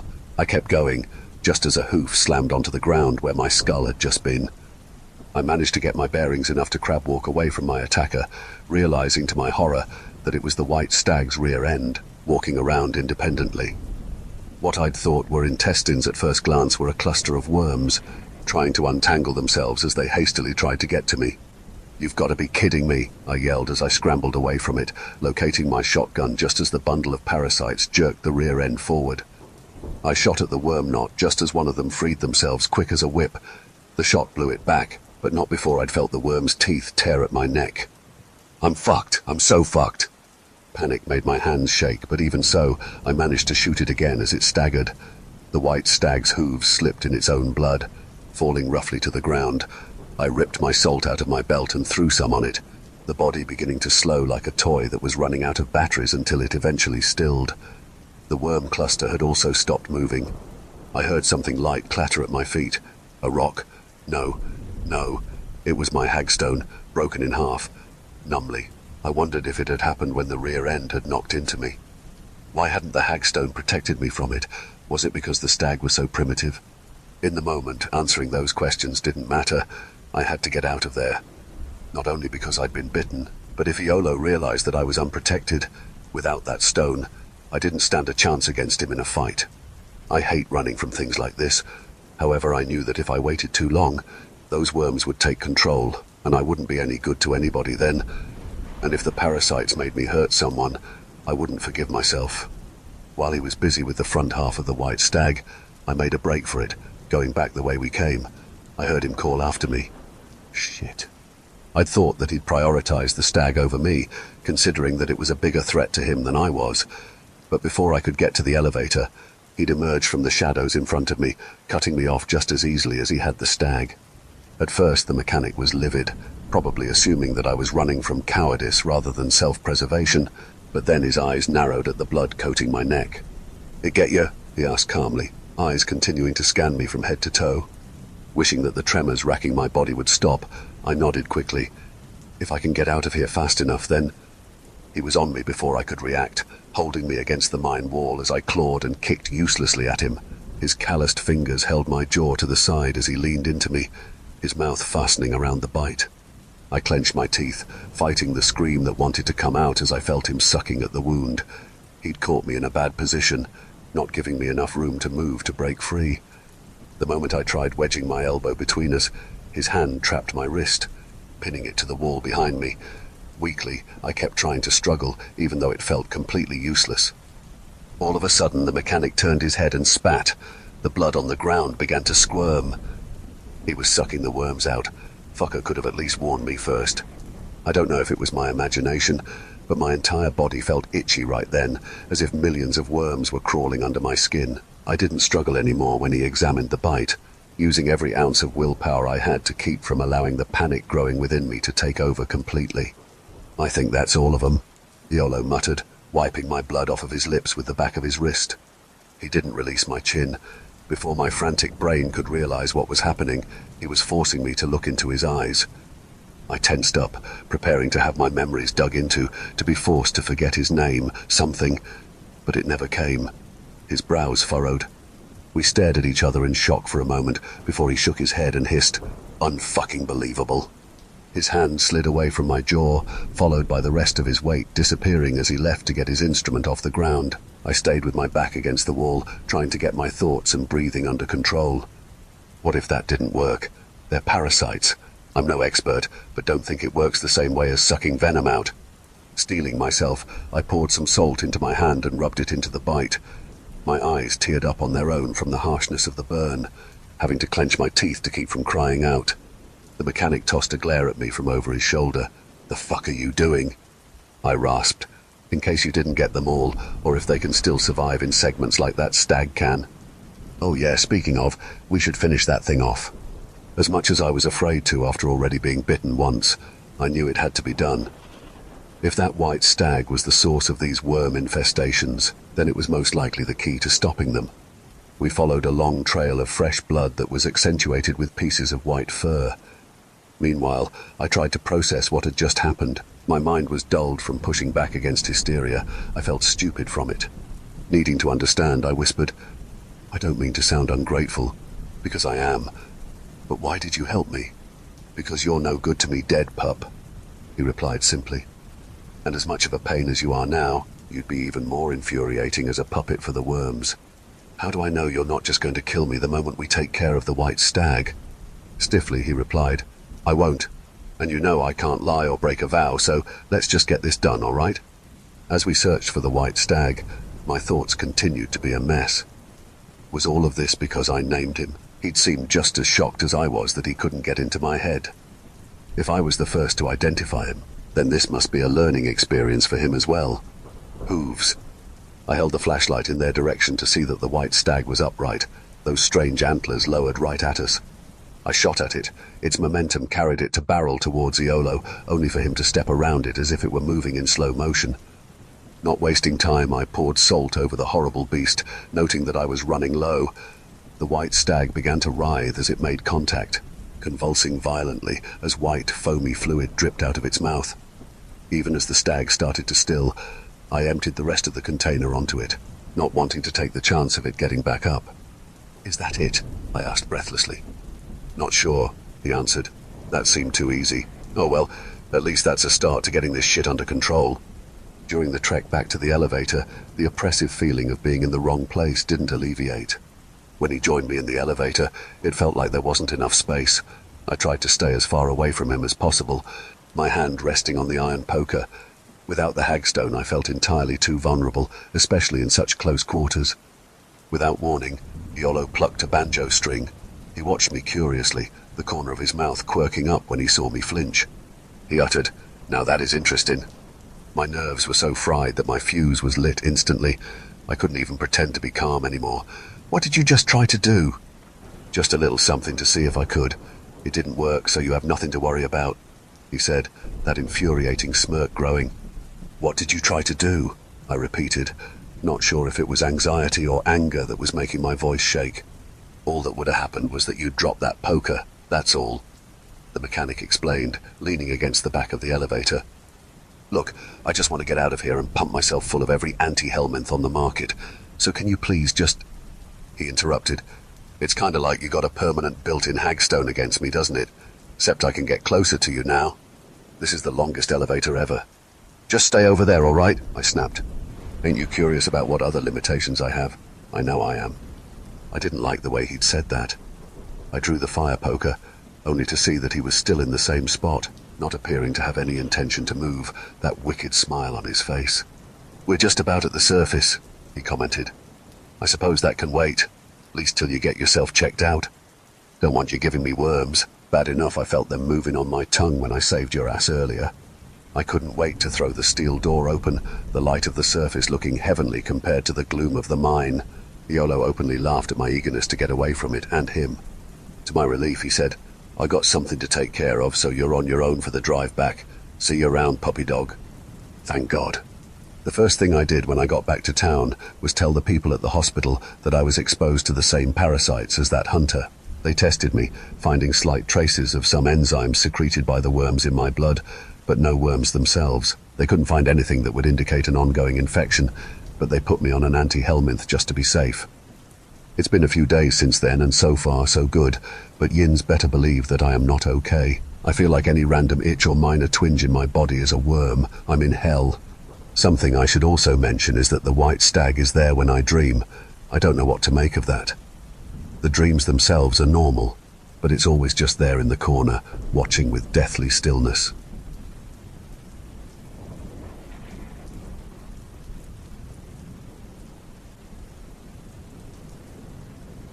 They're still getting everything set up, so I've got some time to get this all out. I need to stay focused. Writing helps. I promise my urgency will make sense in a moment. Just bear with me. The first exorcism I ever witnessed happened back in May. We were called out to one of the most remote and infamous residences in the area. It's a glorious Queen Anne-style mansion, hidden away by manicured bushes and an imposing gate. Few people have ever seen the place. All three of us at Orion are among their ranks. It's a shame it wasn't under better circumstances.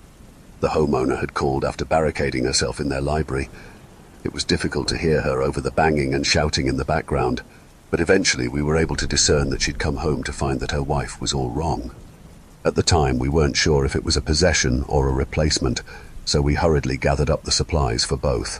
A replacement would have been simpler. For them, you just need to trap the imposter in a circle of salt. After it's done sulking, it'll tell you where the person that they're masquerading as is located. Most of the time, they don't kill the person. We've even had some replacements voluntarily release their prisoners, wanting to go back to its simple life in the woods, having realized that human life isn't all it's cracked up to be. Possessions, however, are an entirely different situation altogether. They are one of the most dangerous types of infestations that we deal with. It's treacherous not only for the victim but for those around them. Once the atypical parasite fully takes over, the host is no longer in control. The parasite will then use the commandeered body to target the host's loved ones in order to sever the host's ties to the physical world in order to finalize the takeover process. At least that's how Rainer explained it. In the past, we've had to refer possessed individuals to the nearby church, since neither Victor nor I are well versed in human infestations. Unfortunately, this process can take a while for a few reasons. For one, only one of the priests is ordained with the ability to perform exorcisms. For another, they need to request permission from the bishop in the next town over before taking on the task, which can take a day or two. It has resulted in us having to lock these poor people away from others until the priest is able to get to them. Thankfully, human infestations like this are extremely rare. We've only had a few since I've been here. This one is the most recent. Well, soon to be second most recent, I suppose. The first thing I noticed when we arrived was that the lights were flickering through the windows. Replacements don't normally mess with electricity, so that was the first clue that wasn't what we'd be dealing with. When we got inside the mansion, we found the client's wife clawing at the library door. She was missing 2 fingernails on her left hand. Her fingers were raw and bloody from her efforts. She was breathing heavily, her chest heaving from her efforts. When she turned to face us, her gaze chilled me. In that moment, it became clear what we were dealing with. Replacements have vacant, dead stares. Meanwhile, this woman was seething, eyes wide, teeth showing in a snarl. Rainer's role was to perform the exorcism. Meanwhile, Victor and I were tasked to make sure that the host didn't harm her or anyone else in the process. The woman charged us, bloodied hands outstretched. She reached Victor first, grasping for his throat. He let her get close enough to get a hold of her arms, then swiveled her around to pin them behind her back. While the possessed woman screeched as she fought him, I went to check on the client. At the same time, Rainer made the sign of the cross over herself as she uttered a prayer, then did the same over the struggling woman, causing the woman to let out a grating cry that could have shattered glass from its volume. Thankfully, the client was unharmed, but reasonably terrified. I assured her that we could get the parasite out and advised her to stay where she was. The library doors were damaged, but they were holding up well enough. The possessed woman then changed tactics. Instead of being violent, she began to sob, begging us to let her go as she quaked in Victor's arms. She cried that he was hurting her, that she was so scared. The client wailed from her hiding spot at the sound of her spouse's suffering. Even though it was a ruse, it was a convincing one. I kept an eye on the client to make sure that she wouldn't fall for it, but thankfully, she seemed smart enough to see through it, though it definitely struck a nerve. Rainer was pouring salt water over the possessed woman as she continued her prayer. The second the water touched the woman's skin, the pitiful act was promptly discarded. She flailed around, her head shaking from side to side violently as her heels battered Victor's shins. He grimaced, but managed to keep her from kicking Rainer. I ran over to grab the possessed woman's ankles so that we could carry her over to a fancy-looking chaise nearby. Her skin felt feverish to the touch. If we could just get her secured, it would reduce the risk of her injuring herself or one of us. The woman began to berate the client, telling her that she was a horrible wife for letting us do this to her, that she was breaking the vows they'd made to each other on their wedding day. Thankfully, once again, the client didn't take the bait. However, she let out an agonized moan, as if each word the parasite said to her was a blade cutting into her skin. As demonstrated, atypical parasites like this are highly manipulative, willing to say or do whatever they have to in order to maintain their control over the host. If Yins find that a loved one has been infected by one of these parasites, try your best to remind yourself that it's not them that's saying those things. Their goal is to isolate the host. Don't let them. The woman began to convulse as Rainer continued her work. Frothy spittle ran from the corner of her mouth as she cursed at us, her voice guttural, as if the words were being pulled from the deepest, darkest corners of her being. Around us, the lights flickered enough to cause an ache behind my eyes. One of the big windows shattered, making me jump. Another followed. I managed to keep my grip on the woman's ankles even as broken glass rained down over my head. Shards bit into the back of my neck as they fell under the collar of my shirt. The client screamed, but I couldn't risk checking on her, knowing that if my concentration faltered for even a moment, all hell could break loose. Raynor told Victor to hold the woman's mouth open. I was worried that he would lose a finger. That seemed to be what the possessed woman was going for when she gnashed her teeth at him. He didn't react at all when she chomped down on his thumb. To his credit, he tried to be as gentle as he could when he pried her jaws apart. This might be an odd comparison, but it reminded me of how my mum used to open our cat's mouth when she was caught eating something that she shouldn't be. Raynor poured the salt water into the possessed woman's mouth, some of it spilling onto the sides of her cheeks. Before she could spit it out, Victor clamped his palm over her mouth, giving her no other choice but to swallow it. Suddenly, her struggles stopped as her eyes rolled into the back of her head, her entire body going limp. "Get away from her right now," Raynor told us, backing away. We obliged, both of us watching the woman for any sudden movements. The lights continued to flicker, the wind howled through the broken windows. The client took loud, shuddering breaths as she stared at her wife's unmoving form on the chaise. She weakly called the woman's name. For a terrifying moment I worried that we'd somehow killed her. That fear went away when the possessed woman's stomach twitched as she abruptly gagged. She turned to her side, cheeks puffed out as if she were about to vomit. What ejected from her throat instead looked at first to be a red, veiny fetus, covered in sticky fluid. However, the tiny thing didn't have eyes, its proboscis-like mouth whipping around angrily at the loss of its host. The woman, now free from its control, could do nothing but whimper as she stared down at the parasite with disbelieving large eyes. I quickly, but gently pulled her off of the chaise and away from that thing. Her entire body trembled, damp with sweat and salt water, unable to tear her eyes from the thing that had tormented her and her beloved. Right before our eyes it began to grow bigger. Victor swore, not giving either of us time to hesitate. I dragged the client's wife to the library and pushed her through the door to join the client, standing guard in front of it. At this point, the parasite became the size of a Great Dane. In one bizarre, fluid motion, it was on its malformed legs, which were bowed like a piano's. Its proboscis swung from side to side as it faced Victor and Raynor, bulbous head twitching repulsively. She had the squelcher drawn, her mouth and eyes huge as the parasite shuffled towards Victor. He simply watched as the proboscis attached to his exposed forearm, only for it to immediately disengage with an infantile shriek. Like the viscera sucker, apparently this parasite didn't like the taste of dead men. Victor, seemingly unaffected by all of this, glanced at Raynor and said, "Make sure it doesn't get out the front door." He didn't have to tell her twice. She instantly started to back away, only stopping once her spine hit the door. The entire time, she kept that water pistol raised like it was a proper gun. The parasite was pissed off now. Its screech grated on my ears like broken glass scraped against a blackboard. Victor withdrew his silver knife, gaze icy as he stared the parasite down. The lights continued to flicker as the parasite tried to circle him, cooing like an excited newborn. The boss just waited patiently, tracking it with his eyes. The parasite's laugh was childish. The lights cut out again, then when they turned back on, the parasite had changed shape to resemble a person. I say resemble because it still had that proboscis waving around. I'm not sure who that man was that the parasite was imitating, but Victor definitely recognized him. He had gone from being intense to outright pissed. I'd learned later that the parasite had taken the form of the man that had slit Victor's throat. Whatever the parasite had been trying to accomplish with this completely backfired. There was a part of me that kind of felt bad for it. Even before he became a Draugr, the boss was scary when he got pushed to that point. The parasite ended up trying to retreat towards the staircase behind it, only to have Victor seize its hood. He pulled it back into him, ignoring the proboscis driving itself into his right ear, then dragged the knife across the parasite's throat.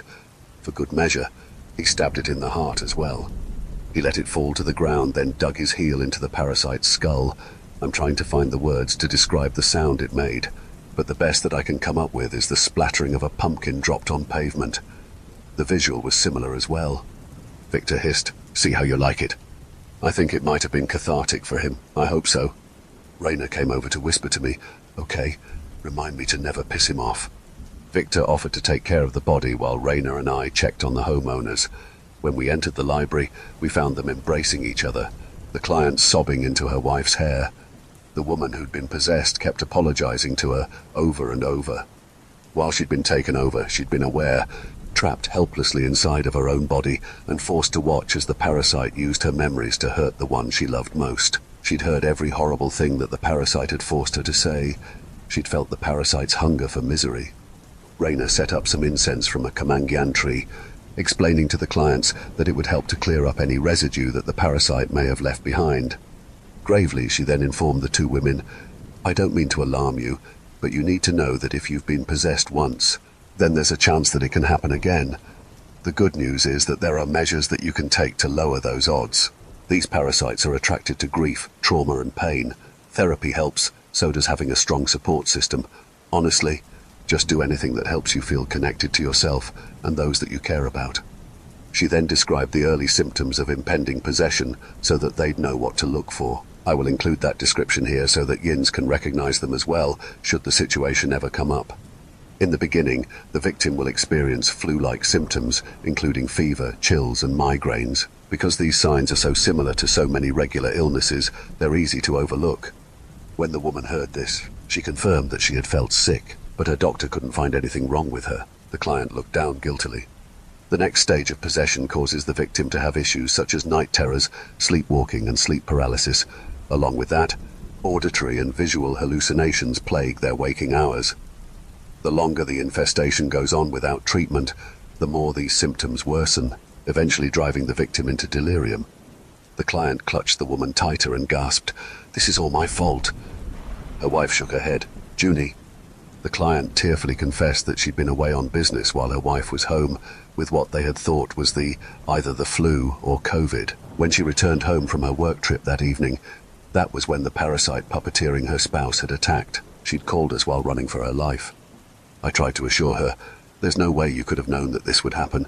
As far as you knew, it was just an ordinary sickness." The woman laced her fingers with the client's reassuringly.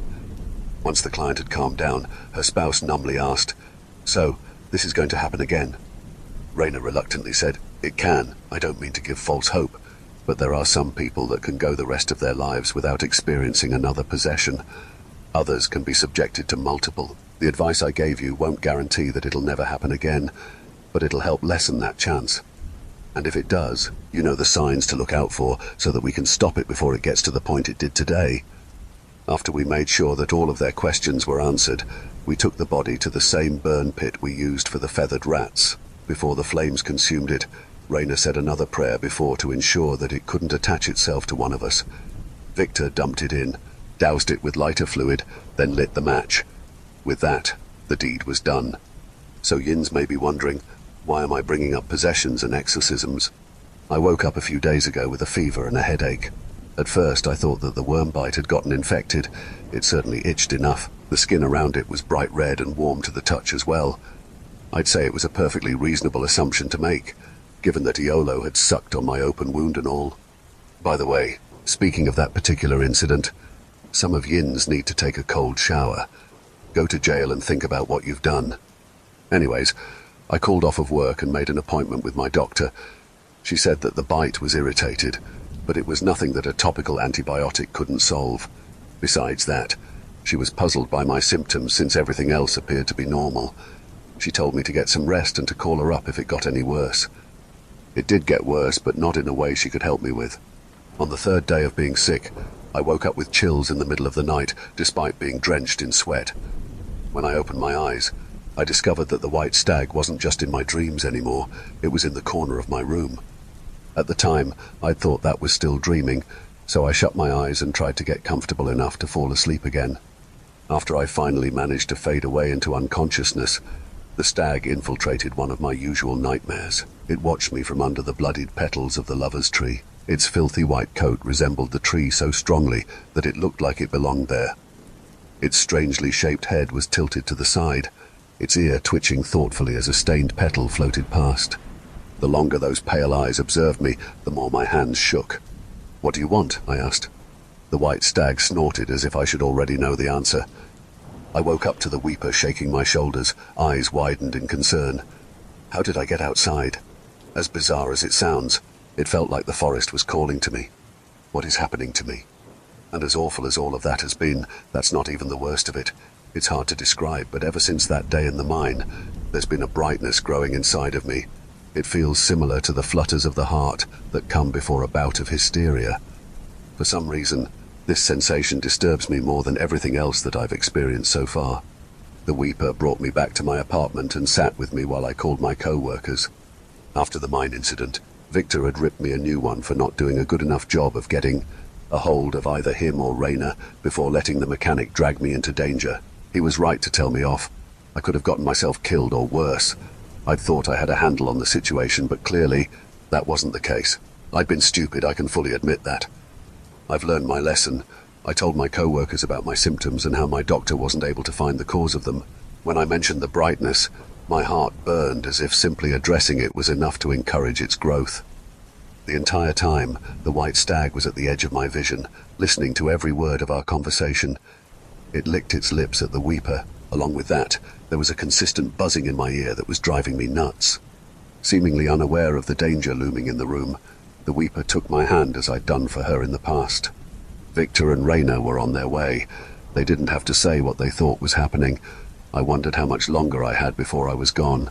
Would it be like how it was for the woman from the mansion, imprisoned inside of my own body while the stag used it for its own purposes?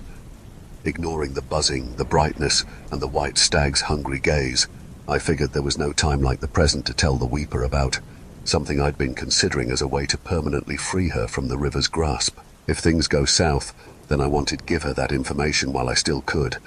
After all that she's done for me, I at least owed her that much. I'd read that keening women who failed to fulfill their duties became weepers. I started as she furrowed her brows at me. "You want to discuss this now?" she questioned. "I might not be able to later. Not if that stag takes over."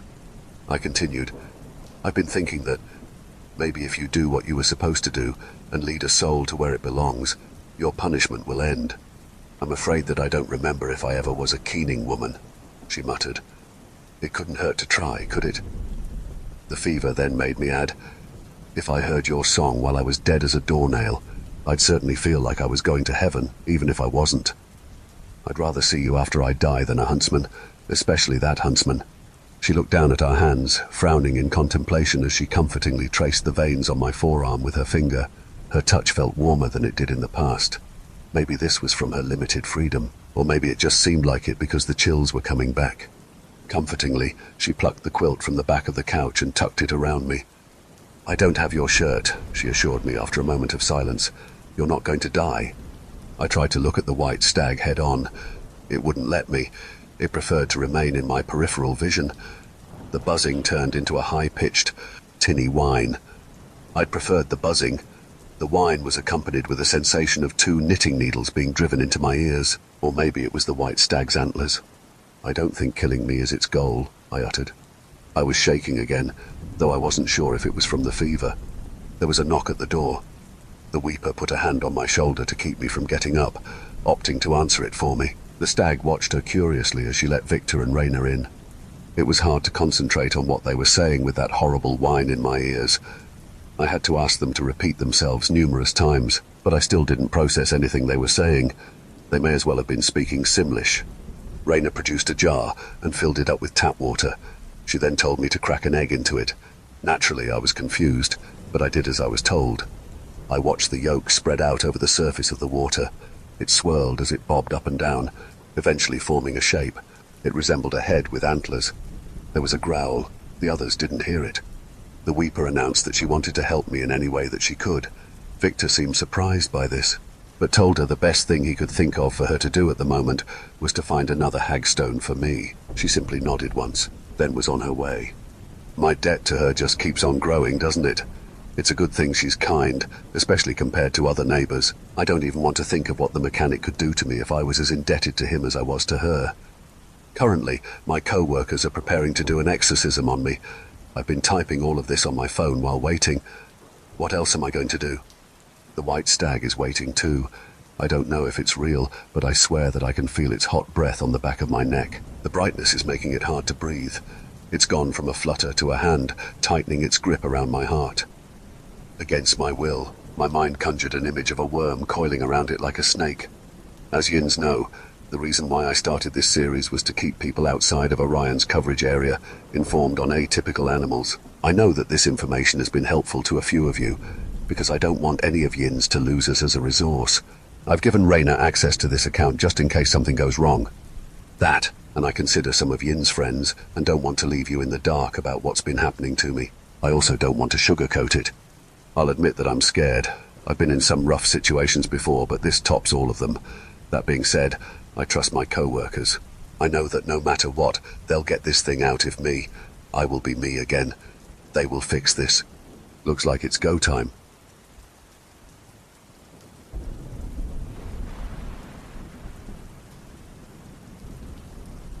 Hi, it's Raina. Before anyone panics, Nessa is okay. We got the stag out of her. She doesn't remember anything except for bits and pieces, so I figured it'd be good to jump on here and explain what happened.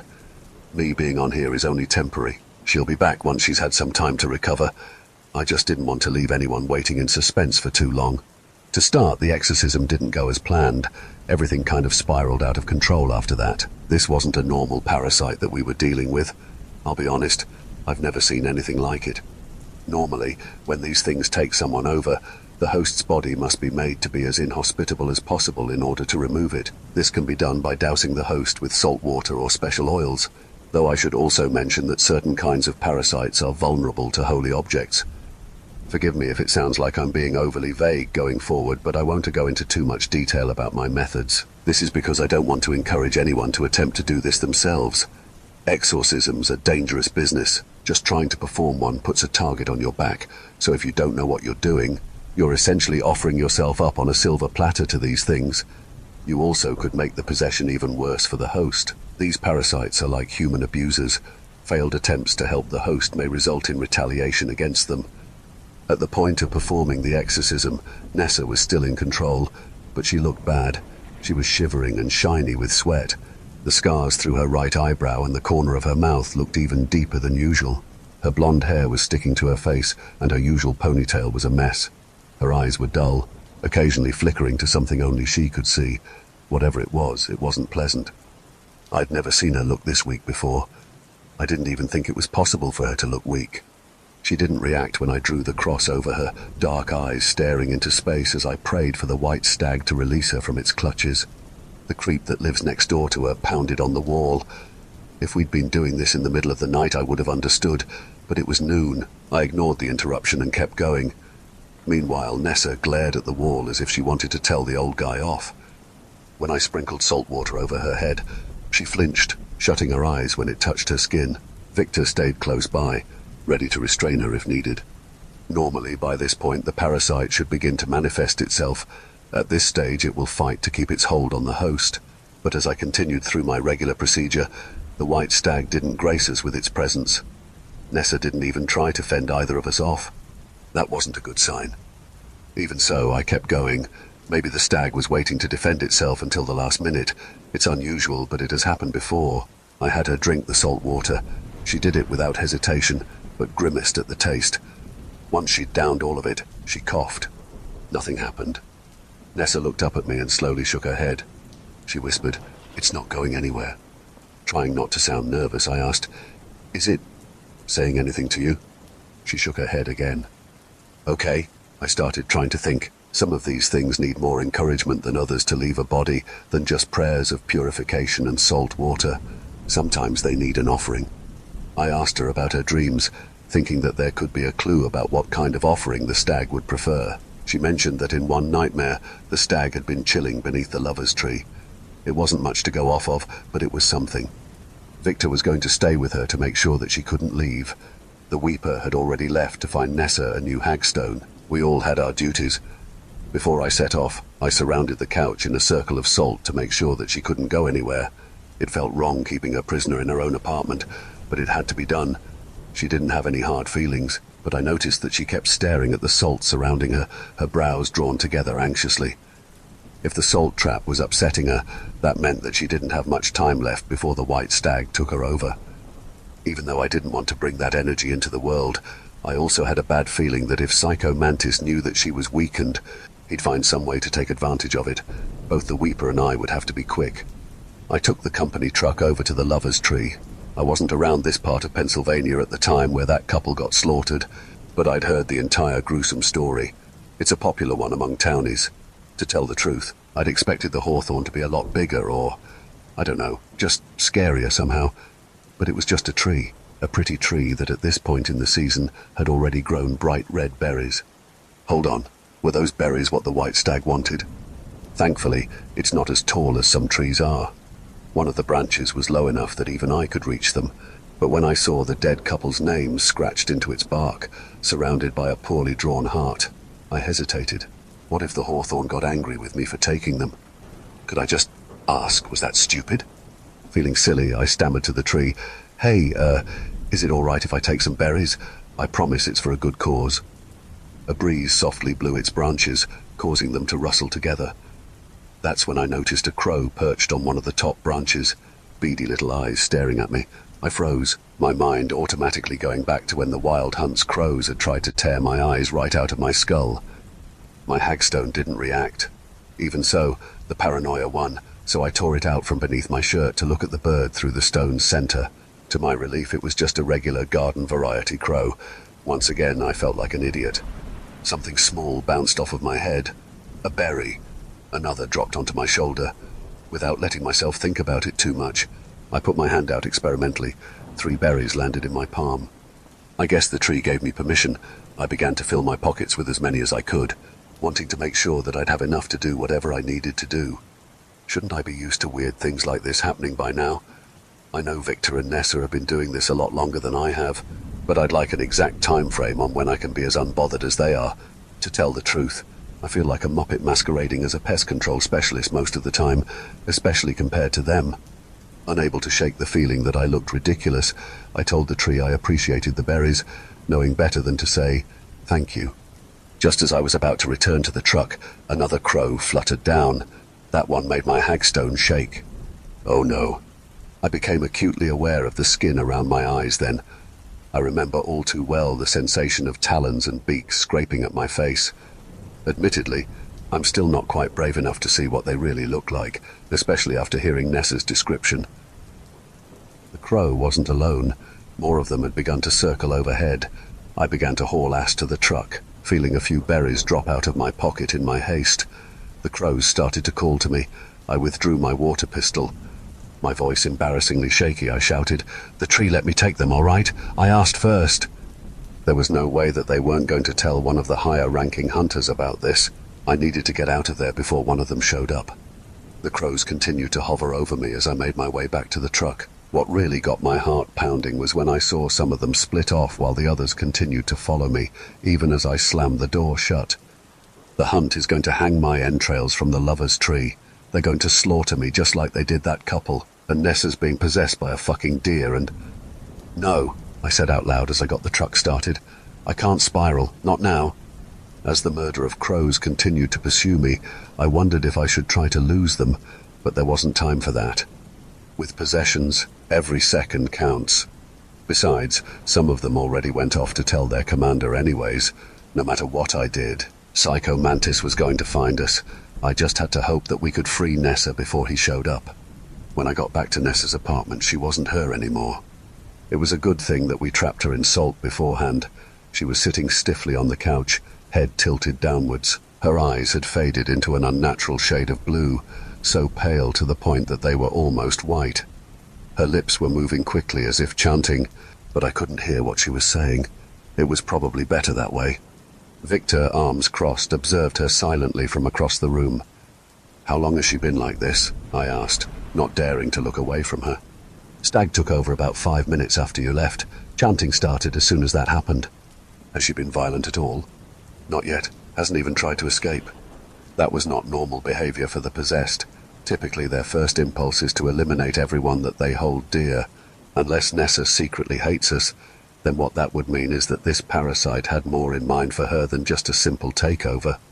I produced the berries from my pockets.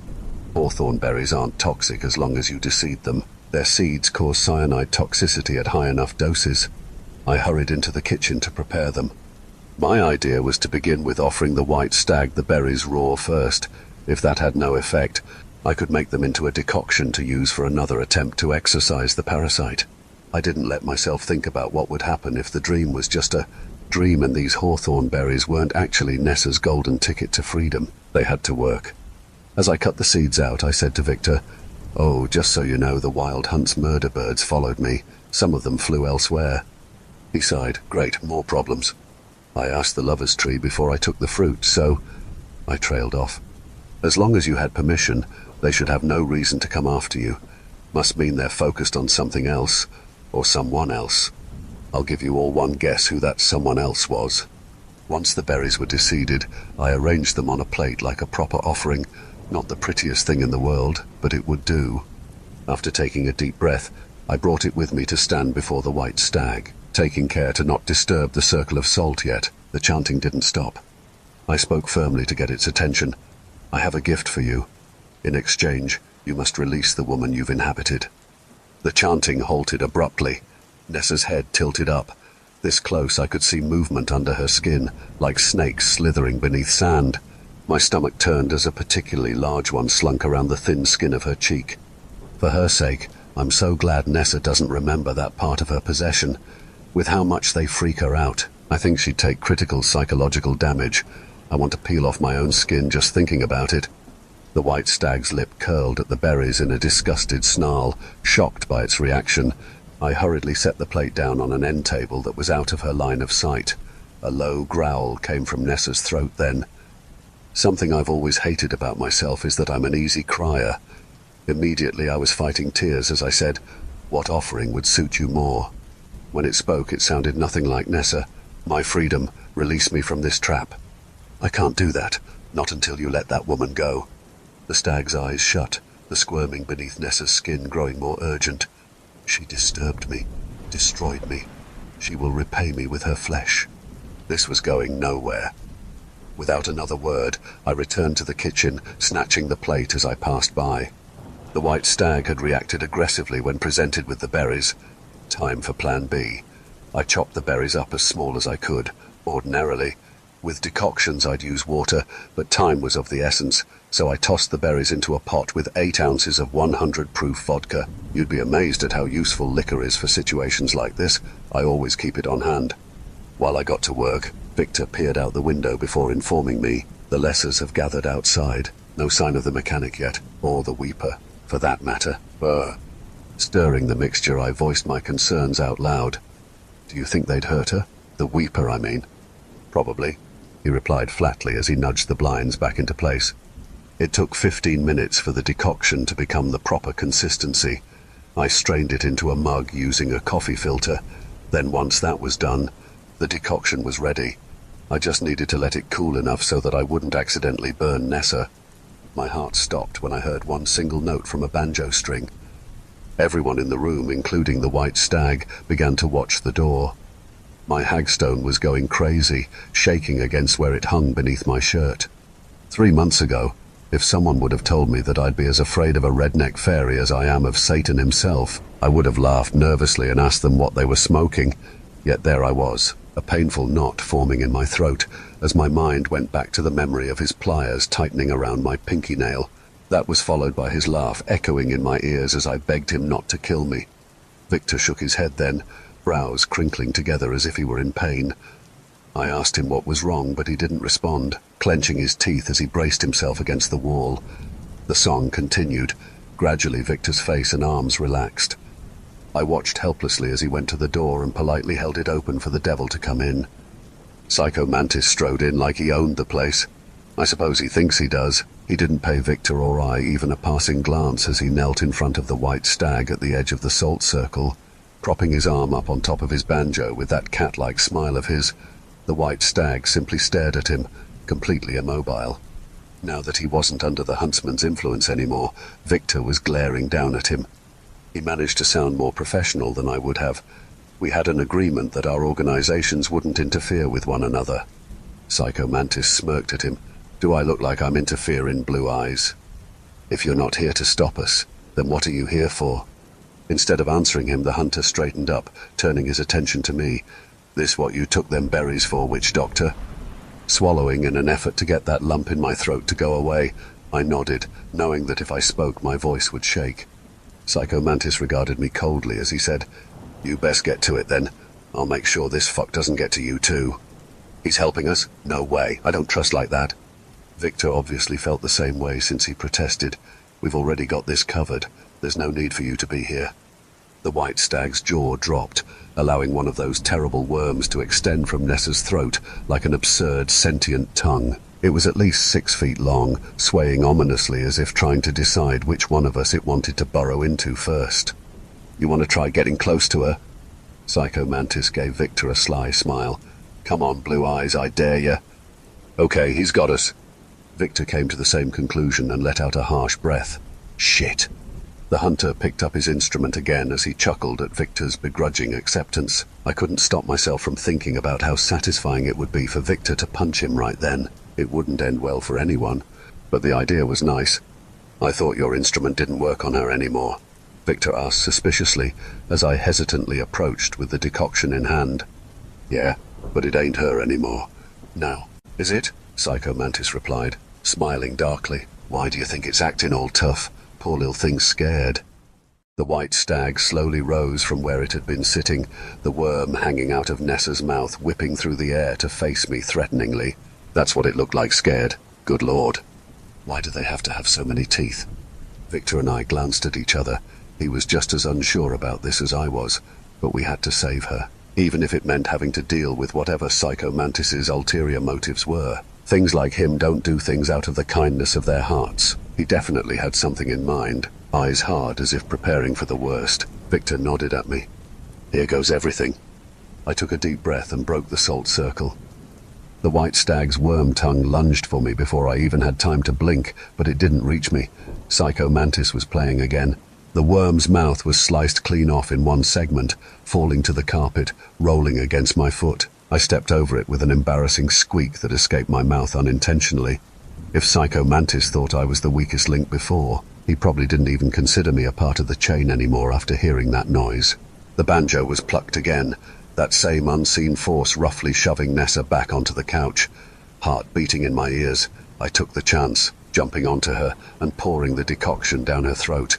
From the moment it touched her tongue, her body began to convulse, those strange pale eyes rolling into the back of her head as she went limp against the cushions. The nightmarish squirming beneath her skin began to cease.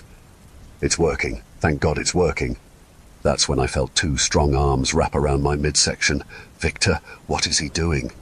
He dragged me away from her despite how hard I was flailing, his forearm coming to wrap around my throat, trapping me against him with ease. I saw his reflection in the hall mirror. His eyes were glazed over, just like how they were when he let the hunter in. Psychomantis winked at me. I'll take it from here. No. Alarmed, I tried yanking Victor's arms off of me as I screamed hard enough to make my throat hurt well into the next day. Get away from her! Victor isn't human, and it shows in his strength.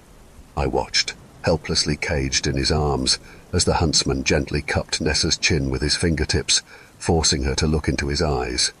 Whatever he was trying to do, I knew it couldn't be good. I elbowed Victor in the gut repeatedly and dug my heel into his instep, just like how Nessa taught me. His grip loosened, and I took the chance to slip out, but I didn't get far before he pulled me back. Come on, Vic, snap out of it. Psychic Mantis covered Nessa's eyes and leaned close, whispering something into her ear. Desperate, I got the squelcher out and sprayed salt water at Victor's forehead. Sorry, big guy. He staggered away from me, blinking like he'd just woken up from a deep sleep. With stress tears blurring my vision, I tore away from him and took aim at Psychomantis next. But before I could pull the trigger, he pulled away from her with a tearing noise that shook me to my core. I'd thought for sure that he'd ripped her in two, but when my gaze flitted to her in a panic, I saw that not only was her anatomy still intact, her eyes were brown again. Blood flowed from them like tears. When I glanced back at the hunter, I saw that he held a white stag in one hand, yanking it roughly by the antler away from her. His intervention made sense then. He's an expert at ripping souls out, and parasites like the white stag are just that. Miserable souls that need to find another body to hijack in order to keep from fading away. The white stag brayed, trying to wrench out of his grasp as he wrestled it to the ground, pressing his knee into its slender throat as he knelt over it, not letting go of its antlers. Its legs kicked, hooves thudding loudly against the carpet. He tossed a harsh glance over his shoulder as he held the otherworldly animal down. Y'all want to keep fucking standing there, or is one of you gonna give me a hand? Victor subtly rolled his eyes, but joined him on the ground as the headless worm shot out of the stag's mouth, harmlessly smacking him in the shoulder. The thing's entire body twitched as it carried on releasing those strangled whines. In hindsight, I'd love to know how me reading a prayer to Nessa was too loud for her creep-ass neighbor, but this wasn't. Psychomantis must have had something to do with it. When I read everything back, it makes it seem like all of this unfolded over time, but in reality, everything had happened so fast. Nessa backpedaled away, her breathing heavy as she looked around in bewilderment.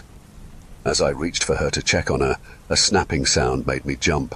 My head whipped to locate the source, finding Psychomantis impatiently snapping his fingers at me like I was a disobedient dog.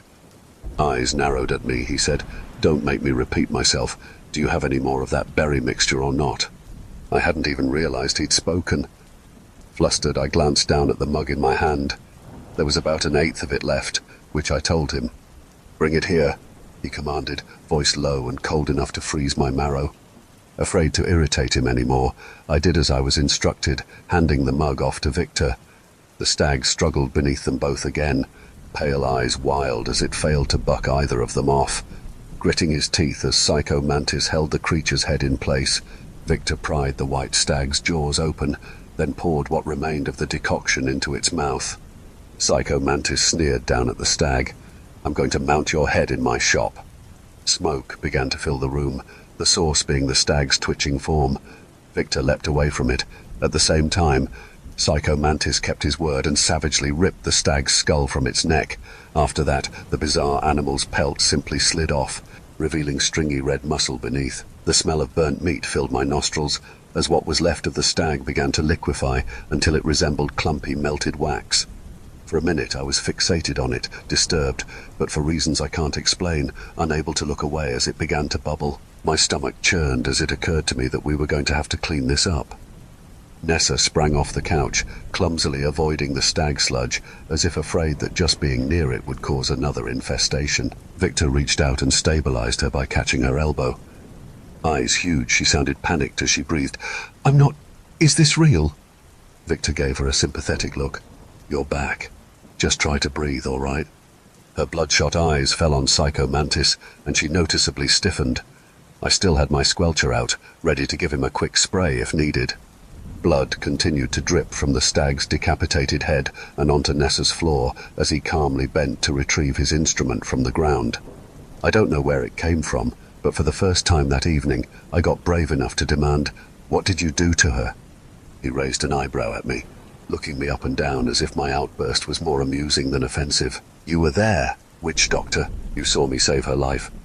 It took a moment for the gravity of his words to set in, but when they did, I swore. A life debt. She now owes him a life debt. Nessa turned bright red as the realization hit her at the same time as it did for me. Then her eyebrows came together in a scowl.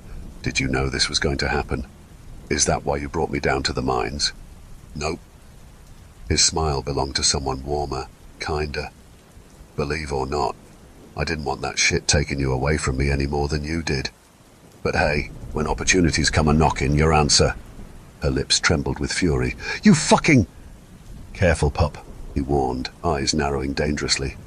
His tone and expression made me want to shrink inside myself.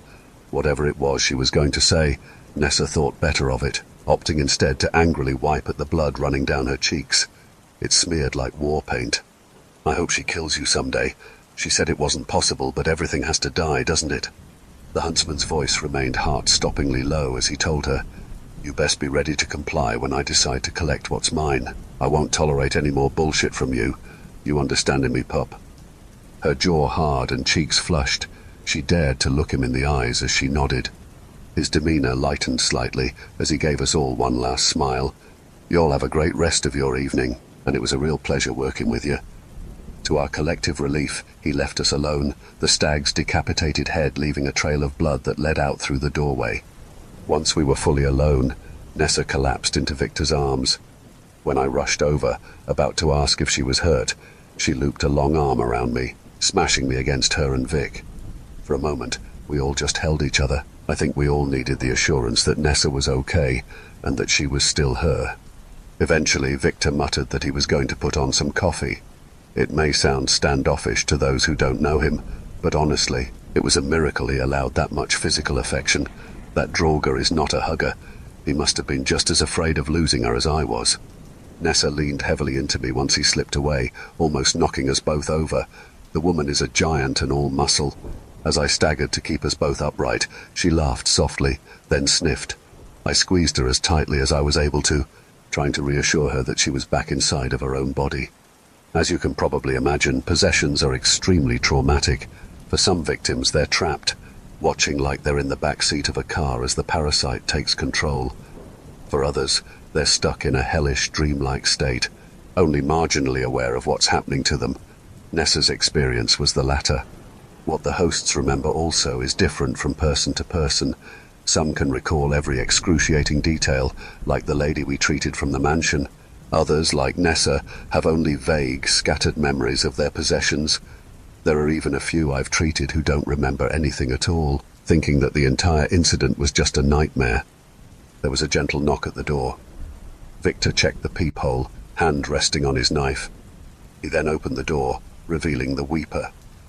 My first thought was, the stones must be getting harder to come by if it took that long, but then the clock on Nessa's oven caught my eye, and I realized that only an hour had passed since she went to search for a hagstone.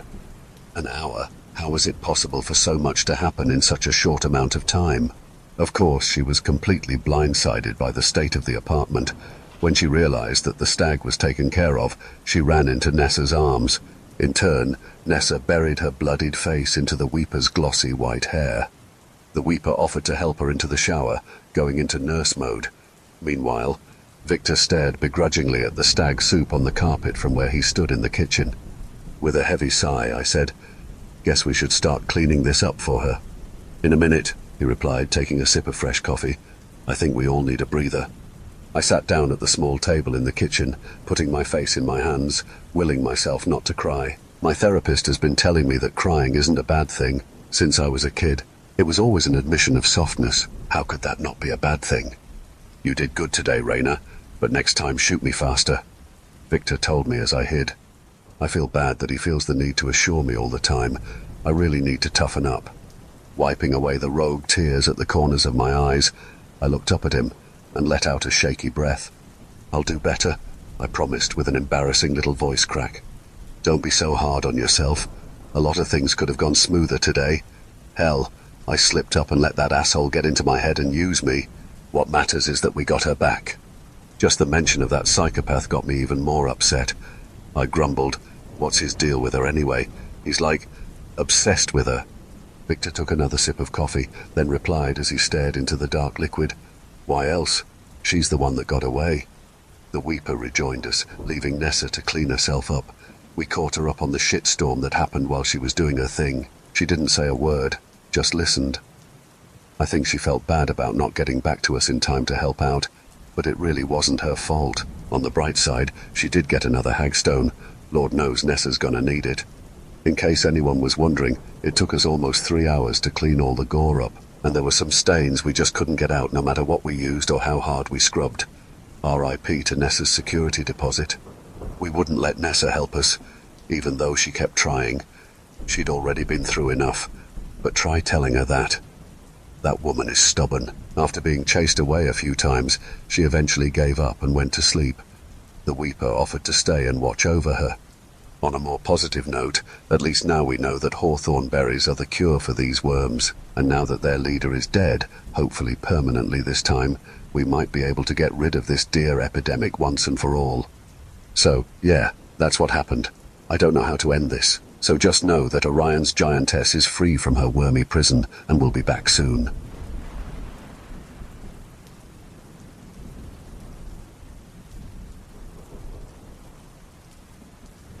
One good thing that came out of me getting possessed is that the number of infected deer has gone down drastically since we told the Department of Wildlife about Raina's hawthorn berry discovery.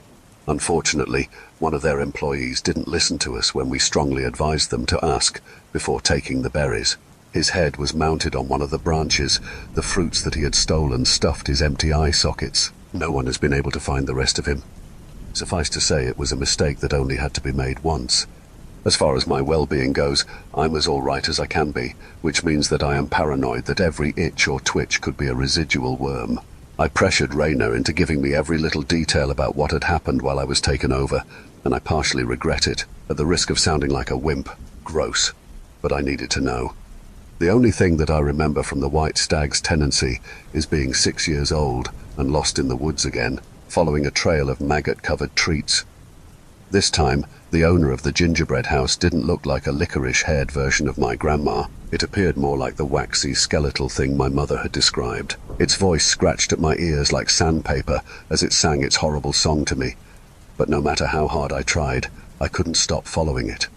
My legs moved on their own, taking me closer, closer to that gingerbread house, even though all I wanted to do was run back to Grandma's garden. The sound of flies buzzing merged with a cacophony of screams coming from inside the cookie walls. The surrounding forest was filled with an audience of white deer, all watching eagerly, drooling hungrily as the owner of the gingerbread house guided me to its awaiting oven.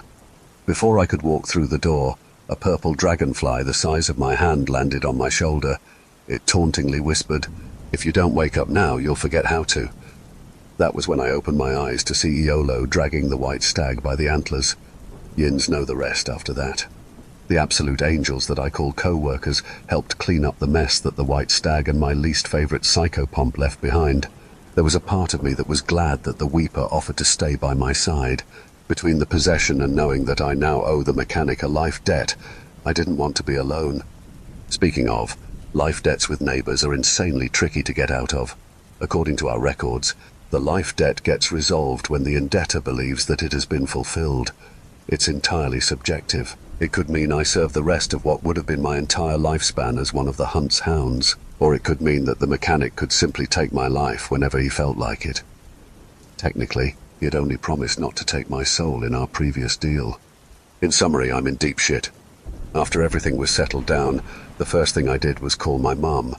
Just hearing her voice comforted me. I didn't have the mental energy to get into detail about what I'd just been through, so I just asked if I could visit her over the weekend. She perked up, saying that she was coincidentally going to be making one of my favourite childhood meals that evening, chicken and dumplings. I also asked if I could bring a friend. Of course, Mum was mum about it and playfully asked, "So is this a friend or a friend?" I will never know peace. And no, inmates, the mechanic is not the one I invited. God, could you imagine trying to bring a huntsman home to your mum? "Hi, this is my boyfriend." His hobbies include hunting people for sport and flaying his victims alive, but he's got a great personality. The Weeper looked surprised when I invited her, but agreed to go with me. I thought she'd appreciate a glimpse at a life that's mostly separate from Orion. Besides, my mother's cooking was the least she deserved after finding another hagstone for me. On another note, the Weeper has begun to look more, I don't want to say human, maybe more comfortable is the best way to put it. For starters, she's been braiding her hair.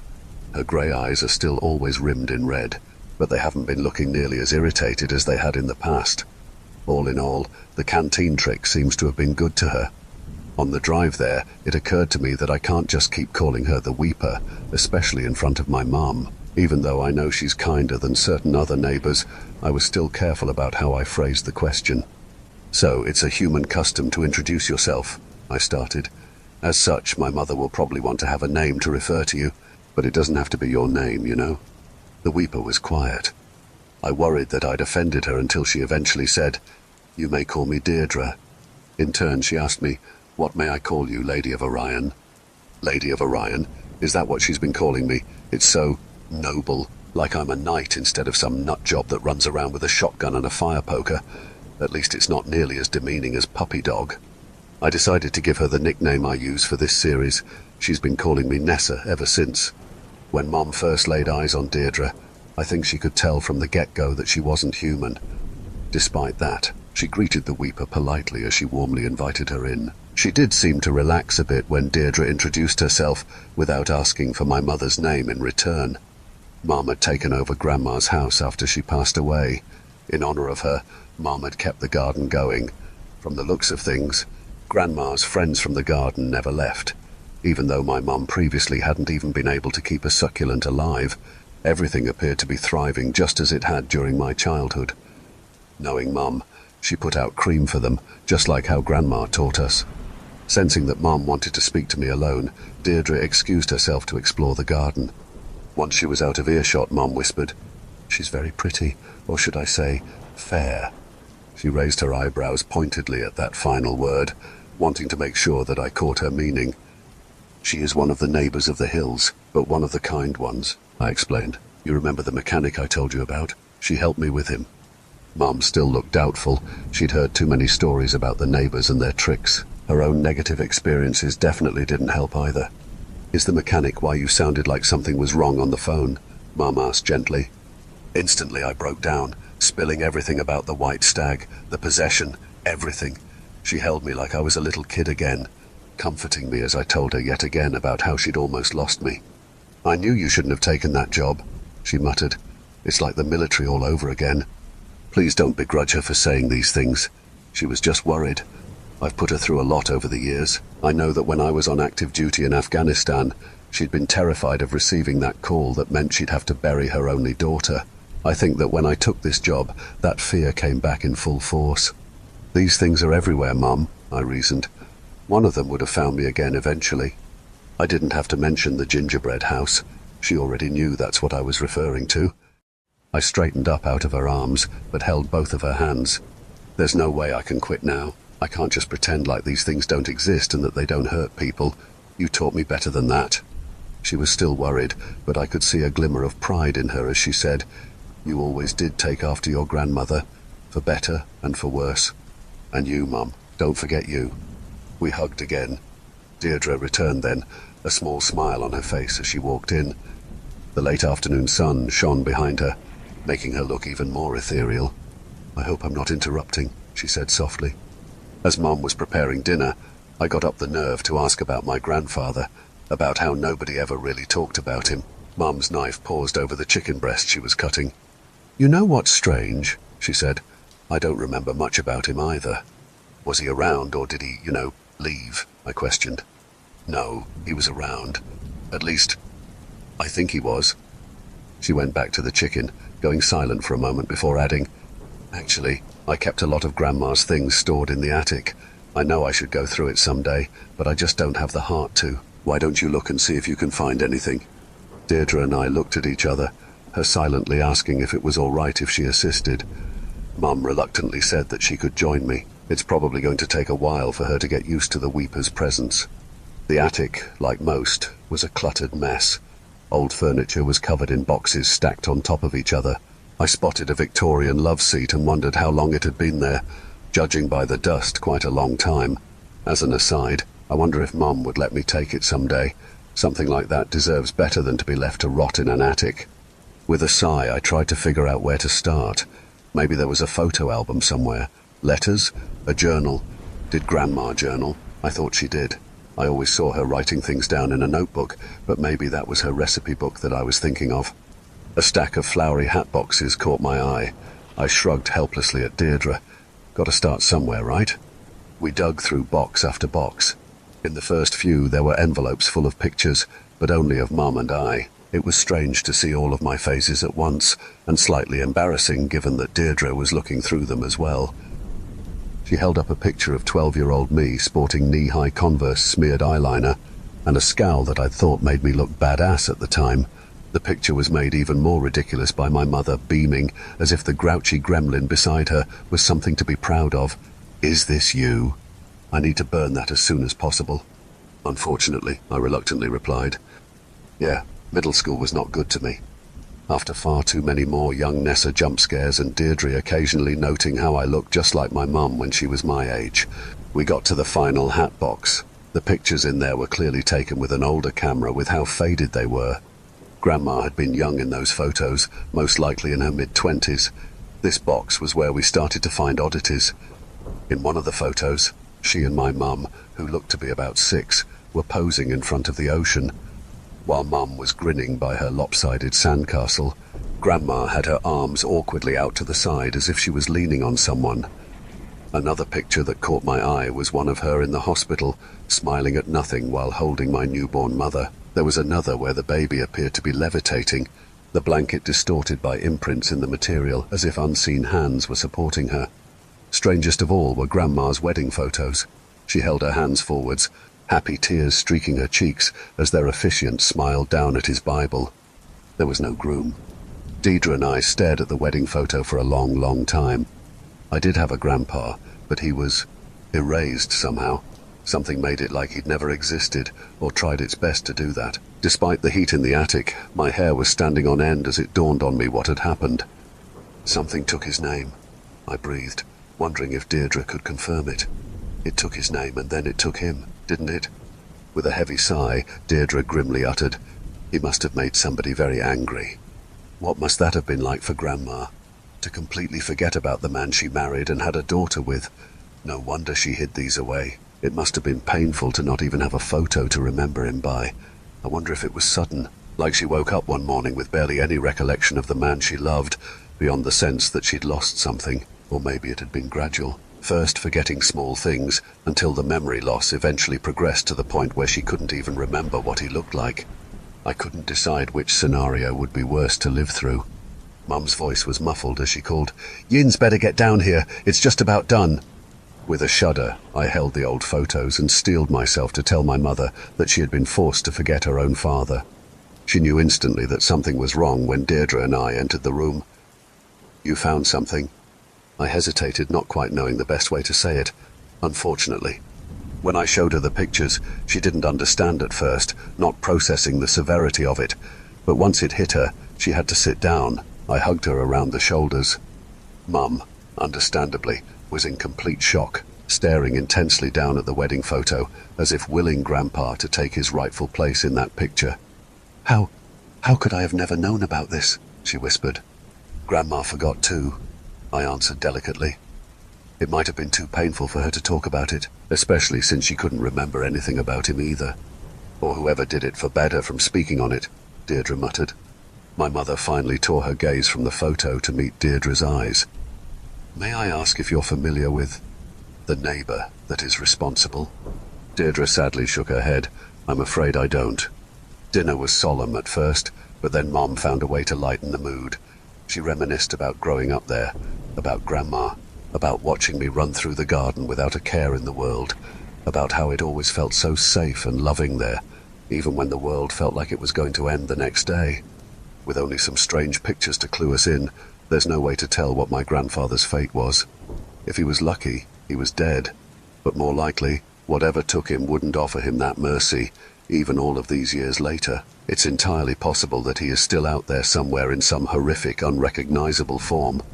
At one point, I got up to get a bottle of wine out of the garage. When I came back, I overheard my mother telling Deirdre that she appreciated her help in keeping me safe. Well, as safe as an Orion employee can be, anyway.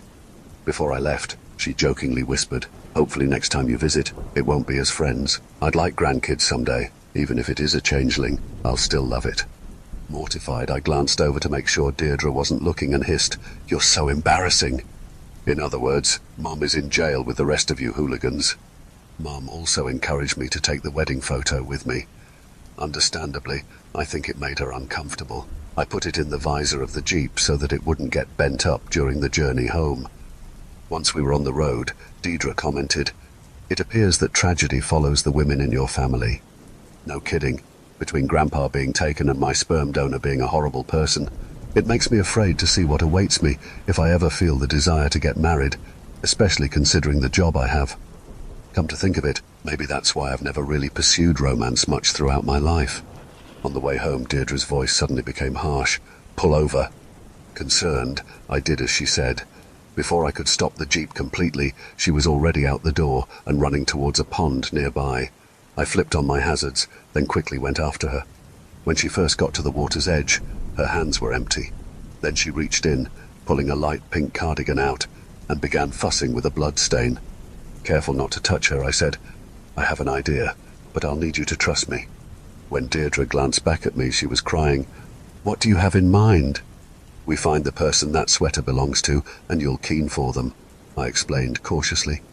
"Hypothetically, if you successfully can lead her to the other side, you'll have corrected any failures that you had in your mortal life." "I can't," she said with a hopeless shake of her head. "The garment must be cleaned." I thought quickly. "Okay, is there a time limit? If I take you back to my apartment, we could throw it in the machine." Her eyes went big. "You want me to use that thing again?" It worked for those construction uniforms, didn't it? Well, yes, though I still am not entirely sure if I trust it. Would it help if I was able to get someone to watch over it while we find its owner? Deirdre went quiet, pausing her attempts to clean the cardigan, eventually uttering, "Do you truly believe that this will work, Nessa?"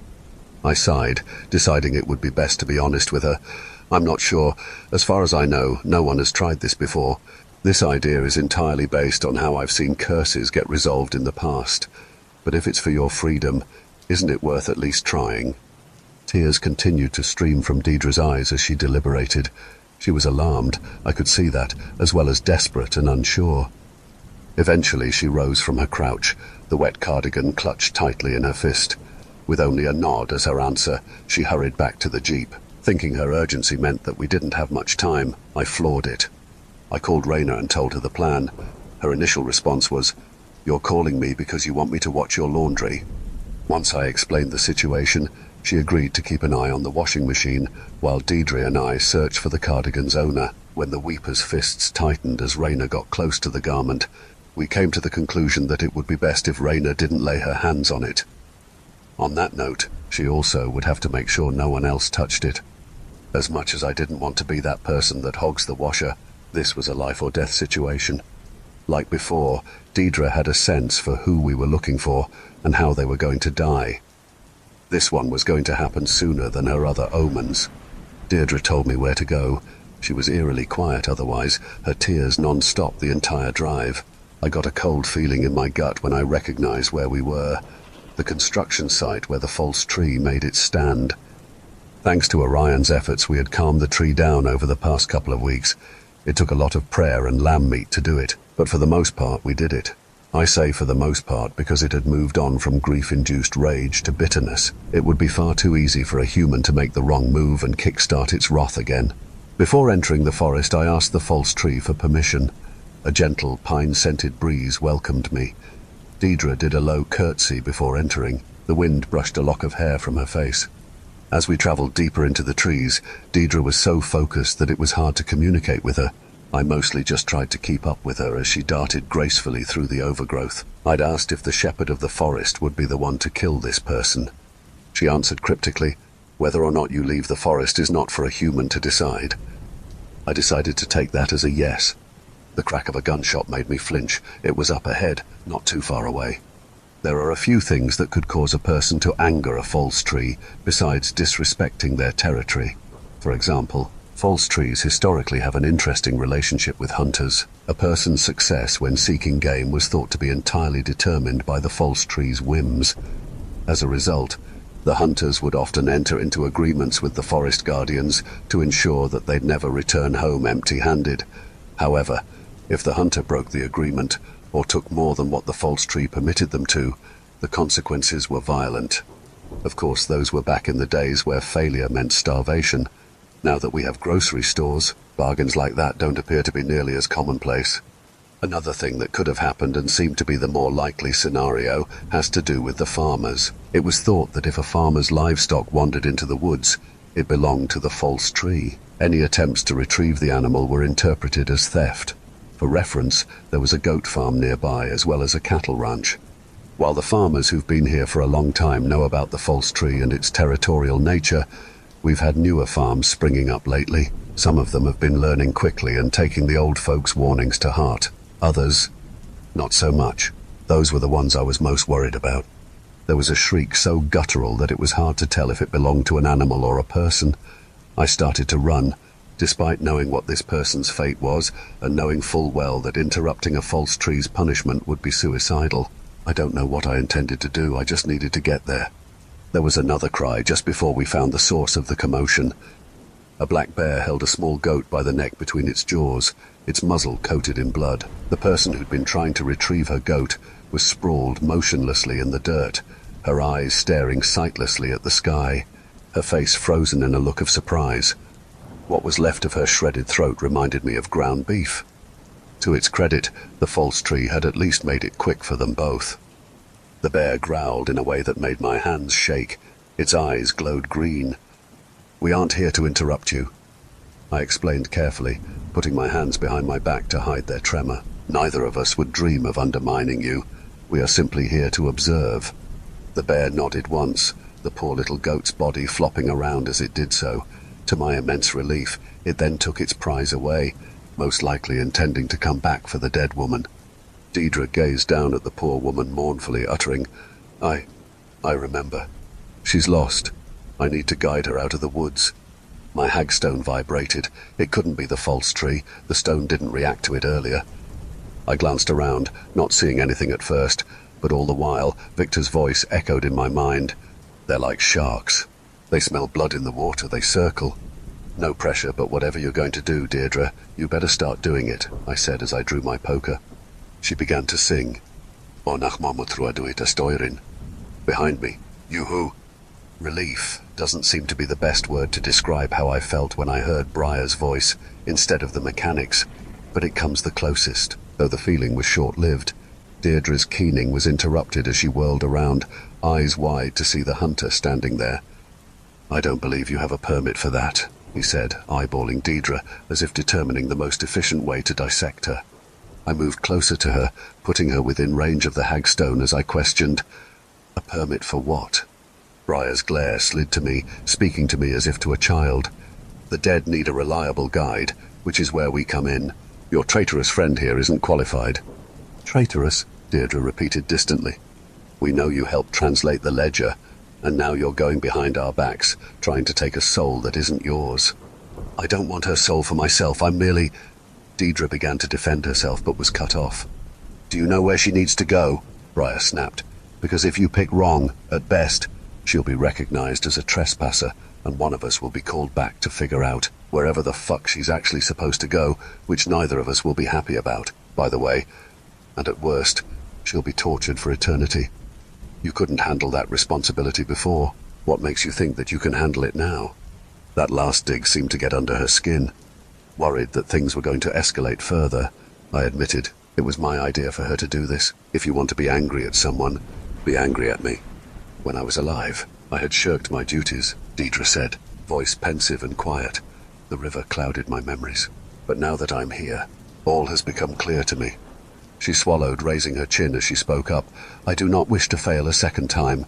So now I ask you, Huntsman, what will it take for me to learn how to properly guide this one?" Briar burst into laughter. I wanted to hit him. He shook his head at her. "You want me to help you? After you've crossed us? You gotta be fucking delusional. If the Dog of Orion wasn't here with that damn hagstone, I'd be tearing you apart." "Dog of Orion? What an asshole." "Everybody wants something, including you," Deirdre retorted patiently. "I've already accepted that I'll receive penance for my role in your superior being named. I will face it with grace. I won't run from you or try to fight back. All I ask in return is to learn." He blinked, his smile fading. "You really are delusional. I know you crave blood." She continued, keeping an impressive calmness to her voice, despite the heat of his stare. "And not just the blood of humans. You have a taste for other immortals. It's gotten you in trouble before." His jaw tightened. She'd touched a nerve. What kind of trouble had he gotten into? Deirdre picked up on it too. She then offered, "If I allow you to taste my blood, your superiors will not know of it. It will remain our secret." I looked at her in bewilderment. She couldn't be considering this. And would the false tree care if this type of deal was being made in his forest? But he knows all that happens in this forest, and he wasn't intervening. Maybe as long as there was no threat to himself or his forest, he wasn't concerned. What was even more alarming was that Briar appeared to be considering it. Hunger had darkened his eyes. If Deirdre was scared, she was hiding it well. He clicked his tongue, then said, "Tell you what, Kenned, we'll kill two birds with one stone. For your participation in translating the ledger, you'll feel my thorns. However, if you can keep from screaming, I'll gladly show you the ropes on guiding the dead. Depending on how well you do, I might even be nice." "Hold on," I suddenly spoke up, both of them turning their attention to me. "If this is going to happen, there need to be some conditions." Briar snorted. "What, are you her lawyer now?" "Please hear me out," I said, trying to keep my tone even. "There needs to be a time limit. You also can't kill her, and she gets to pick where on her body the thorns go, and they will not stray beyond that region for the duration of this transaction. This will also be a one-time thing. Your teaching will begin immediately after the transaction has been completed." I felt Deirdre's eyes on me the entire time I spoke. Briar thoughtfully pursed his lips. 1 minute will be plenty of time. And fine. I won't kill her. And what exactly do you think I'm going to do? Some Evil Dead shit? Rayner wouldn't say what she saw when she'd looked back after he captured that poor man from the construction crew. Just hearing the sound of flesh tearing was bad enough. So then you have no problem with me picking where the thorns go? Deirdre challenged. Not at all, he replied, crossing his arms. Any other bullshit conditions you want to discuss, or can we get this started? The dead girl is waiting. After we're done here, I want to be able to carry out my duties as a keening woman. I don't want to run from my responsibilities anymore. He clicked his tongue again. That I don't have the authority to promise. You'll have to take that one up with the captain, especially if you want to operate in this area. So psychopomps need permits. I don't know why I was surprised to learn that the neighbors have bureaucracy, but even now, I'm a bit astonished. Then again, they do enjoy making things as complicated as possible, and they sure do love their rules, so I suppose it makes sense. Briar impatiently asked, So are we doing this or not? Deirdre took a deep breath, then raised her left arm. Do it on my left forearm, nowhere above the elbow or below the wrist. He simply said, Yeah, sure. I pulled out my phone as I announced, I'll be timing this, 1 minute, not a second over. He rolled his eyes. Fine, wonderful. Can we hurry this along? She stepped away from me, head held high as she prepared to let this scumbag tear her arm up. I waited, my breath quickening, fully prepared to get her back under the protection of the hagstone if he tried anything funny. The black, thorny vines rose ominously from the ground, like cobras preparing to strike. Some looked to be as thick as snakes, others weren't any wider than a shoelace. I swallowed as I watched them drift closer to her skin, hovering as if savoring the moment. Deirdre didn't move, not showing any signs of anxiety about her situation. Start the timer, was all Briar said before they all coiled around her forearm at once, tightening to form a massive, writhing cuff of thorns. Deirdre shuddered as she grit her teeth. She somehow managed to remain silent, even as the vines quickly became soaked in her blood. I covered my mouth in shock. I'll admit that it was hard to watch, but I wouldn't look away. She didn't have to deal with this alone. I removed my palm to whisper, You can do this, you're strong. I don't know if she heard me. The thorns twitched, creating new slices in her pale skin. Meanwhile, Briar watched intently, seemingly entranced as his thorns collected every drop of blood they could draw from her. It had only been 10 seconds. How could time be moving so slowly? I saw Deirdre's fingers flex, probably in reflex as the vines held her tighter. She winced, but once again managed not to cry out. She met my eyes. I held her gaze, wanting her to know that I believed in her, that she could withstand this. Once this was over, she would be free from any more severe repercussions from the wild hunt, and hopefully also the river. Afterwards, she told me that's what she had been holding on to get through the pain. 30 seconds, I urged her. You're halfway there, you got this. So quiet, Briar said under his breath, and so much misery. I grimaced when I caught a glimpse of that forked tongue again as it traced his lower lip ravenously. God, creepy fucker. 45 seconds, almost there, just a little longer, Deirdre. There was triumph in her pale eyes and the curve of her lips as the timer I'd set went off. Instantly the thorns released her, revealing that nearly every inch of her skin was covered in numerous cuts of varying depth. Later on, I'd have to pull some thorns that had gotten stuck out with tweezers. Despite her injuries, Deirdre was smiling. On the other hand, Briar shook his head, looking distant, almost as if he was high. Christ. What did her blood do to him? He shook his head again, eyes glassy as he beckoned to her with a finger. All right, let's get going. Deirdre told me that she'd meet me at my apartment afterwards. Even though I was reluctant to leave her alone with him, she assured me that it would be fine. A deal was a deal, after all. Truthfully, I was worried we'd underestimated him. I relieved Rayner of laundry duty, but she insisted on hanging around in case something went wrong. When Deirdre came back to collect the washed cardigan and to get her arm taken care of, she informed me that Briar didn't make any effort to exploit any loopholes. I don't believe that it was because Briar was kinder or more fair. I think it just simply didn't occur to him to try. In hindsight, he would have been able to tear her arm off if the thought had struck him. If we'd encountered Iolo instead of him, I think things would have turned out much differently. I guess that is what makes the difference between a captain of the wild hunt and a regular hunter. While Rayner and I worked together to remove loose thorns, clean, and bandage her forearm, I asked, Did your blood... Do something to him. She smirked. It did. He felt my sorrow as strongly as if it were his own. Did you know that would happen? Her smirk grew. I might have. How long will it last? She shrugged. Who's to say? Raina then summed up my thoughts eloquently. That was a girl boss move, not gonna lie. It turns out, between the two, Deidre is the one to beware of when it comes to loopholes. May the blood-induced depression haunt him for millennia. Once we were done tending to her injuries, we had one last experiment to do.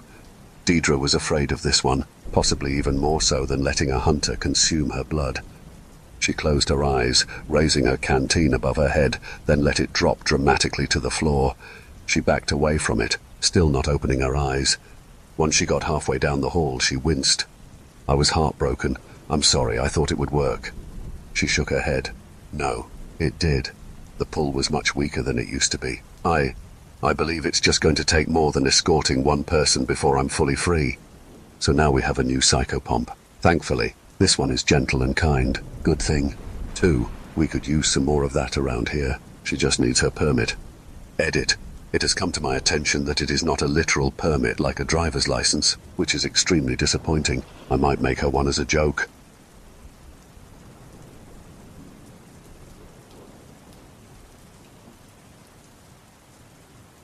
Remember how I said I was in deep shit when it came to the life debt I owe to the mechanic? I wasn't exaggerating. I'd been waiting for it.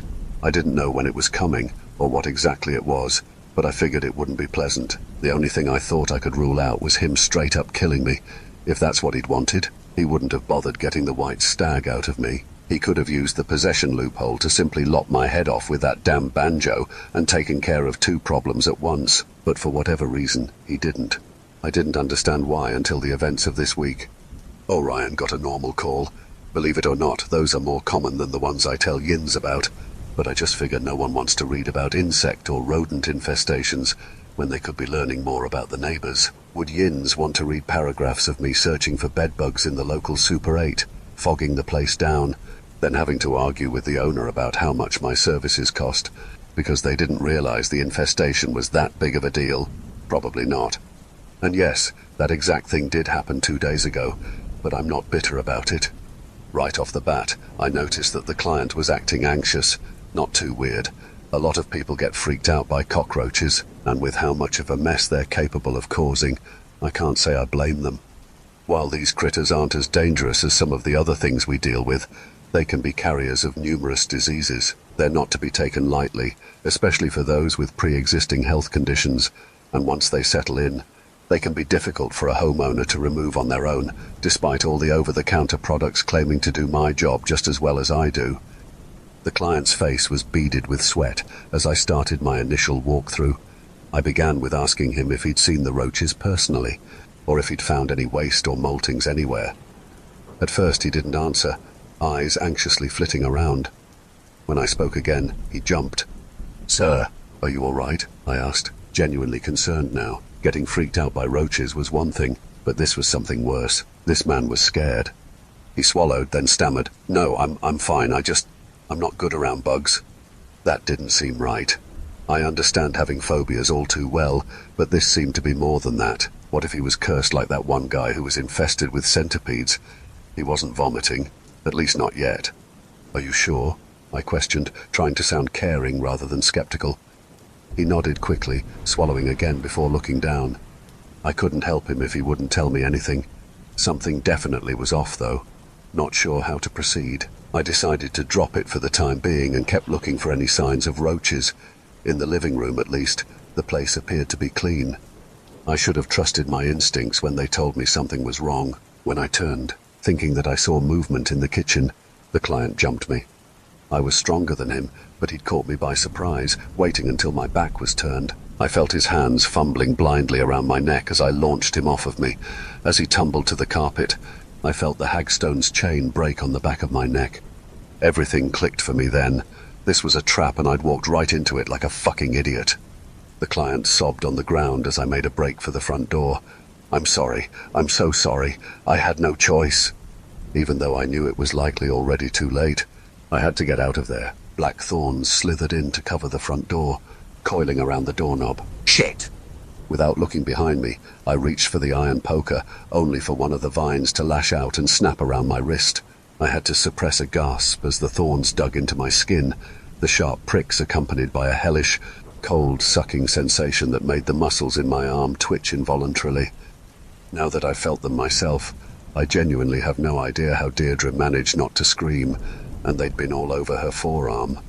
I heard Briar's voice over the client's loud crying, "You try running again and they'll go down your throat." Emphasizing his point, the thorns around my wrist tightened until I couldn't feel my fingers. "All right," I shouted, trying not to sound as afraid and agonized as I felt. "I won't run and I won't fight back. Just tell me what you want." "What I want?" he replied with a short laugh. "You should know it's not about me." The vine's grip around my wrist loosened enough that blood was now allowed to flow freely back into my fingers, the pins and needles sensation only intensifying the thorn's bites. I believed Briar when he'd threatened to force his vines down my throat. He had not hesitated to do it to that poor construction worker. As promised, I didn't fight when he circled around me to meet my eyes. But I did pray. I prayed before the world went dark. Cold water splashed against my face. I scurried away from it, the scratches left by the thorns burning from the movement, for how much they hurt. You'd think they'd be deeper. It just looked like I played with an overly excited cat for a little too long. I whirled around trying to make sense of my surroundings, finding that I was sitting in a blue bathtub. To my immediate relief, I wasn't tied up and I still had all four limbs. I was also still human for the time being. The relief was short-lived. Iolo was in the doorway, holding an empty rat-fink cup, grinning at me. "Rise and shine." My belt was missing. They'd taken my tool belt. Shit.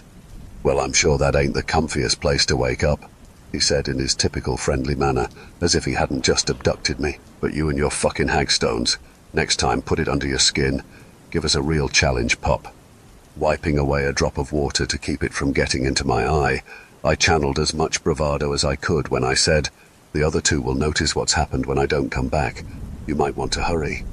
He clearly saw through it, chuckling as he came in to sit on the side of the tub, far too close for comfort. "No, Pop. We got all the time in the world. Blue Eyes don't even know this place exists." I didn't even know how much time had passed since Briar got a hold of me. They might not have realized that anything had happened to me yet. "All right. What's going to happen to me?" I asked evenly, avoiding the urge to be obvious about glancing around the room from something to use as a weapon. All I was seeing were teal tiles to match the ugly blue bathtub. "Well, I've been thinking. That time in the mines was a real eye-opener for me. So was that fucking deer. You're tough. Lot tougher than I thought you'd be, if I'm being honest. But your life is still going to pass by quickly, isn't it? Especially in your line of work. You really aren't fated to be long for this world, Pup." I didn't like where this was going, not one bit. Unfortunately, at the moment, there was nothing I could do but listen and wait for him to make his point. He continued, "Good thing is, your life is mine now. Not quite as good as your soul, but a nice consolation prize. As such, I control where it goes from here. Your estimation of 50 years just ain't long enough for my liking, so I'll be giving you something you've clearly been wanting for a while." "What I've wanted?" Iolo gave me a smirk. "I'm going to make you a hero." That was not what I was expecting to hear, not at all. My bewilderment must have shown on my face. He then added with a derisive glance, "Like you said, Pup, you're no Cuchulain, but you're as close as we're going to get in the modern age." Naturally, that cleared absolutely nothing up. "Hold on, you're... what?" Flipping the cup around absent-mindedly, he chuckled. "Where'd I lose you, puppy dog?" I didn't understand this at all. Why? What did he mean? Was he going to prolong my life in some unnatural manner? Would I leave this place with my humanity intact? I had too many questions. But all I could manage to say was, "Can we not have this conversation in your bathtub?" Apparently, Iolo was in the mood to throw me off as much as he could. He offered me a hand up. With a sigh, I grabbed his forearm, letting him pull me up, both of my hips popping painfully after sitting in a bathtub for so long. My lower back ached. I must have been in there longer than I'd thought, and I swear to God, if a single one of you hooligans makes a comment about us holding hands... With his typical smile, he made a comment about how it seemed like I'd finally learned my lesson on accepting help before releasing my arm. Fucker. Mind still racing from countless concerns, I followed him, getting a decent look at the rest of the place. It looked like an ordinary hunter's cabin, at first, until I started to notice some oddities here and there. One of those oddities was a human skull on the counter, the cranium hollowed out into a bowl to hold loose screws, pens and keys. Another was a light fixture constructed of ribs and more skulls hanging from wires attached to their eye sockets. Christ. The next thing that caught my eye was the white stag's head, which was stuffed and mounted above the front door. Iolo caught me staring at it, eyes narrowed, daring me to try to reach the door before he could reach me. "I thought you were going to put the stag's head in your shop," I asked instead. Don't get me wrong, I did want to run out that door, a frightened impulse rather than one based in reality. Not only was he far too fast for that, but even if I could somehow manage to evade Iolo by some miracle, I had no clue where I was. I could be in their world for all I knew. Still eyeing me distrustfully, he grinned. I was. But then it looked so nice right there that I just haven't felt the need to move it. Whoever had stuffed it had done a good job. Too good, in my opinion. It looked like a fat worm could slither out of its mouth at any moment. I made myself look away from it, not wanting to think about how close I'd come to losing myself.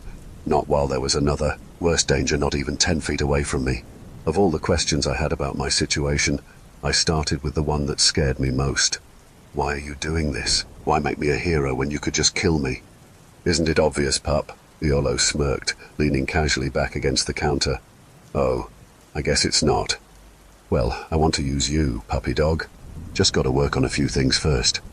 While my heart raced at what he was implying, he continued, and I did want you dead for a while. Part of me still does, but it'd be a real waste, wouldn't it? Letting death have you instead. Have me. Use me. Like I was a possession. His possession, specifically. My jaw clenched as I tried to calm myself down, but my mind kept going back to the hunt's crows. The beaks crudely shoved into their mouths, arms broken and reshaped to form wings. As brutalized as they were immortal. Was that what Iolo intended? To make me like them, or something worse? Growing more and more anxious by the second, I swallowed, then asked, "How do you intend to do this?" Iolo filled up the rat-fink cup with something from a growler he retrieved from the fridge, still acting like this was a casual conversation. "Well, there's a few ways to go about it, but we'll get to that." I swallowed again, trying not to make it obvious that I was looking at the door out of the corner of my eye. I wanted to run more than anything, despite the life debt, despite not knowing if I was somewhere in the mounds, despite knowing that trying to run from a hunter was useless. Iolo caught me considering escaping again. He looked devious as he held another glass of that mystery liquid towards me. "Care for a drink?" He had that wicked look in his eyes. I think he wanted me to say no, to reject his hospitality. I don't get why. He already had my life. Under neighbor terms, he already had just cause to make me into yet another macabre furniture piece. Remember what I told Yins about neighbors and food? Don't eat or drink anything that they offer you, but be clever about it. I just had to accept the glass. I didn't have to drink whatever was in it. I silently reached for it, jaw tight with nerves as I watched it swirl around in the cup. It smelled sweet, the liquid opaque. Mead, maybe. He nodded at the cup in my hand. "See, puppy dog, I could force that down your throat right now. You wouldn't be part of the human world anymore. I could rearrange you like I do them crows, take away that mouth of yours so that I never have to hear your bullshit ever again. But you know why I'm gonna wait on that." When I didn't say anything, too busy gazing at the mead in my hand, feeling my heart thud harder and faster, he answered, "It's like I told you a while back. I have a bit of respect for you. Enough that I'd be willing to let you keep that precious free will of yours, as long as I can count on you not to fuck with me." "What would I have to do to convince you to let me retain my humanity?" I dared to ask. He sighed, tilting his head back. He was loving this. He must have missed having control. "Well, pup, I think I'd miss having the opportunity to see you get all worked up around me if I completely gutted out everything that makes you you. So, it's not going to take much convincing. Just keep in mind that it's an option if you ever try worming your way out of this." That probably should have been a relief. The problem was that everything was still too far in his favor. If he decided I wasn't doing what he wanted, he could easily change his mind. Although, maybe it wasn't entirely in his favor. If I became what he wanted and was able to retain enough of myself afterwards, I may finally have the power to stop him, once and for all. No more of having to look over my shoulder for him and those under his control. It would finally be over. I'd finally be free. That little spark of hope gave me the confidence to ask, "What do I need to do?" Now that's what I like to hear, he said with a smile. He nodded towards something behind me. I figure with the way you swing that stupid fire poker around, that should be a somewhat natural place to start. On the couch that had clearly been patched over and over again, I never would have imagined that he'd know how to sew in a million years, was a sword sheathed in worn black leather. Upon closer inspection, the hilt was small, roughly the same width as the blade. The handle appeared to be made of an antler. Hold on, I glanced back at the white stag's head. Yes, some of its distinctive jagged antler had been removed. A curved iron plate on the scabbard's mouth matched the one on the guard, reminding me of a crescent moon. When I removed the sword from its sheath, I found that it had a leaf-shaped double-edged blade that was roughly 1.5 feet in length. Definitely something for slashing rather than thrusting. It ain't Excalibur, but it'll do, Iolo explained as I examined it. It's pure iron, so only use it on the shit I tell you to, understood? It ain't as strong as steel. It's new, but made with an old process that you probably don't care to hear, and I care even less to describe. Someday I will use this to destroy you, Iolo ap Hugh. His laugh made me flinch. You were thinking of killing me just then, weren't you, pup?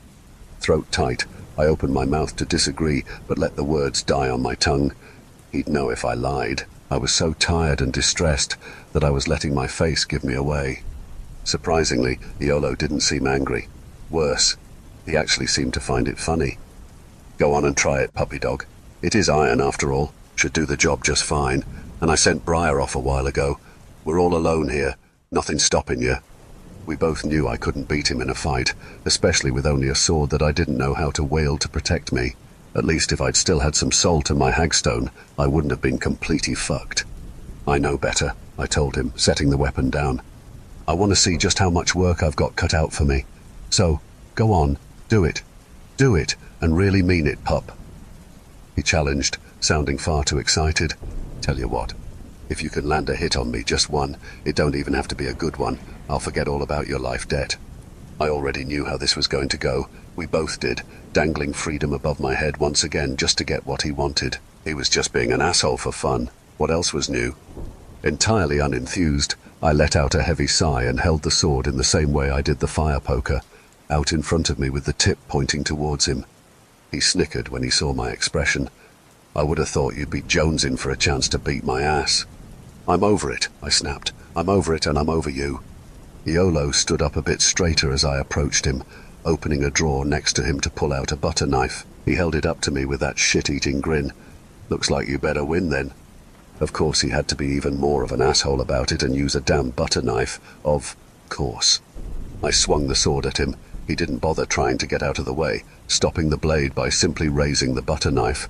I withdrew, then got the idea to pretend like I was going to one way only to change direction last second.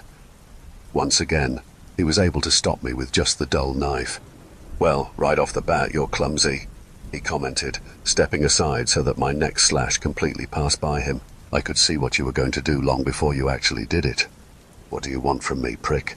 I stepped back, hoping that maybe if I could regain some space between us, I could find an opening. The sword gave me longer reach, but in a tight space like a kitchen, that was more of a hindrance than an advantage. Iolo's eyes narrowed, scanning my movements thoughtfully. It appeared that he'd gone from treating this like a joke to actually analyzing me. I had to think. We were in close quarters. I didn't properly know how to use the weapon I was holding. If I could just find where he'd put my tool belt, I could use salt to make it harder for him to move around as well, possibly even trap him. But would I have time? And what if the tool belt wasn't even at the cabin? He could have had Briar dispose of it. At the very least, if I couldn't find the tool belt, maybe I could find a room where I had a bit more movement. Or at the very least, force him through a single entryway. There was no way he'd let me out that front door. I'd have to find somewhere in the cabin. The bathroom was the only other room I'd seen so far. There had been 2 more doors in that short hallway we'd come through to get to the living room and kitchen. Not daring to turn my back to him, I retreated down the hallway, taking a chance on the first door I came across. A bedroom. I'd half expected to find some poor soul chained up and in some gruesome state, but thankfully there was just a bed and a dresser, and most importantly, a single point of entry. It occurred to me then that only his living room had windows. Maybe we really were in the mounds. The room was still small, far too small to be able to do me any good, but I had already accepted I was losing this fight. Didn't mean I had to make it easy for him, though. I considered hiding by the door to try to get him as he came through, but I had a feeling he'd expect that. I decided then that I was going to charge him head on. It was stupid, and something I'd never try if I thought I had even a chance to overtake him, but it was something he most likely wouldn't see coming. The sword wasn't made for stabbing, so maybe a vertical slash would do something. Probably not, but better than doing nothing. That was exactly what I did when Iolo eventually appeared in the doorway. Without making a sound, I ran at him, putting as much power as I could behind the swing, aiming for the top of his head. The sword never found its mark. Even with throwing everything I'd had left at him, I'd still been too slow. The sword clattered to the wooden floor, the smell of black cherries overwhelming as I ended up with Iolo's forearm pressed against my throat, the butter knife close enough to my left eye that my eyelashes brushed against it. I couldn't look away from that dull edge, waiting for it to plunge in as Iolo calmly graded my attempt. Well, you have good ideas, just don't quite have the strength or control to execute them. And you figured out pretty quick that thing ain't much for stabbing, so you're not completely hopeless. Might be able to make a hero of you yet. Without warning, he then let me drop to the ground, landing painfully on my side with a grunt. Iolo examined the sword, most likely making sure it hadn't gotten damaged in this little test. Meanwhile, I picked myself up, wondering if it'd be worth it to risk kicking him. No, it wouldn't be. I'd have my chance to retaliate. So now what? I asked. You're going to teach me to use a sword? Yeah, pup. That's exactly what's going to happen. He replied, seemingly satisfied that the sword was still in good shape. And in the meantime, you leave your hagstones at home when I come around. You know now that we have ways to get rid of them. I don't give a shit if you used them on anyone else, but I ain't tolerating it anymore. Night's work for you? That last sentence was tacked on so nonchalantly that it didn't register that he'd even said it for a second.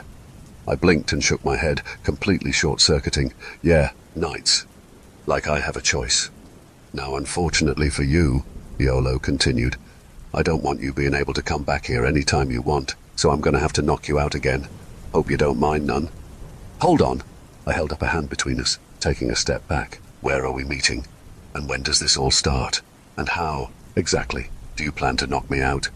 He said he expected to see me at the clearing with the skull trees starting the next day. I should have expected that. As far as anesthetizing me went, he announced that he had ketamine. Fucking ketamine. Why did he have ketamine?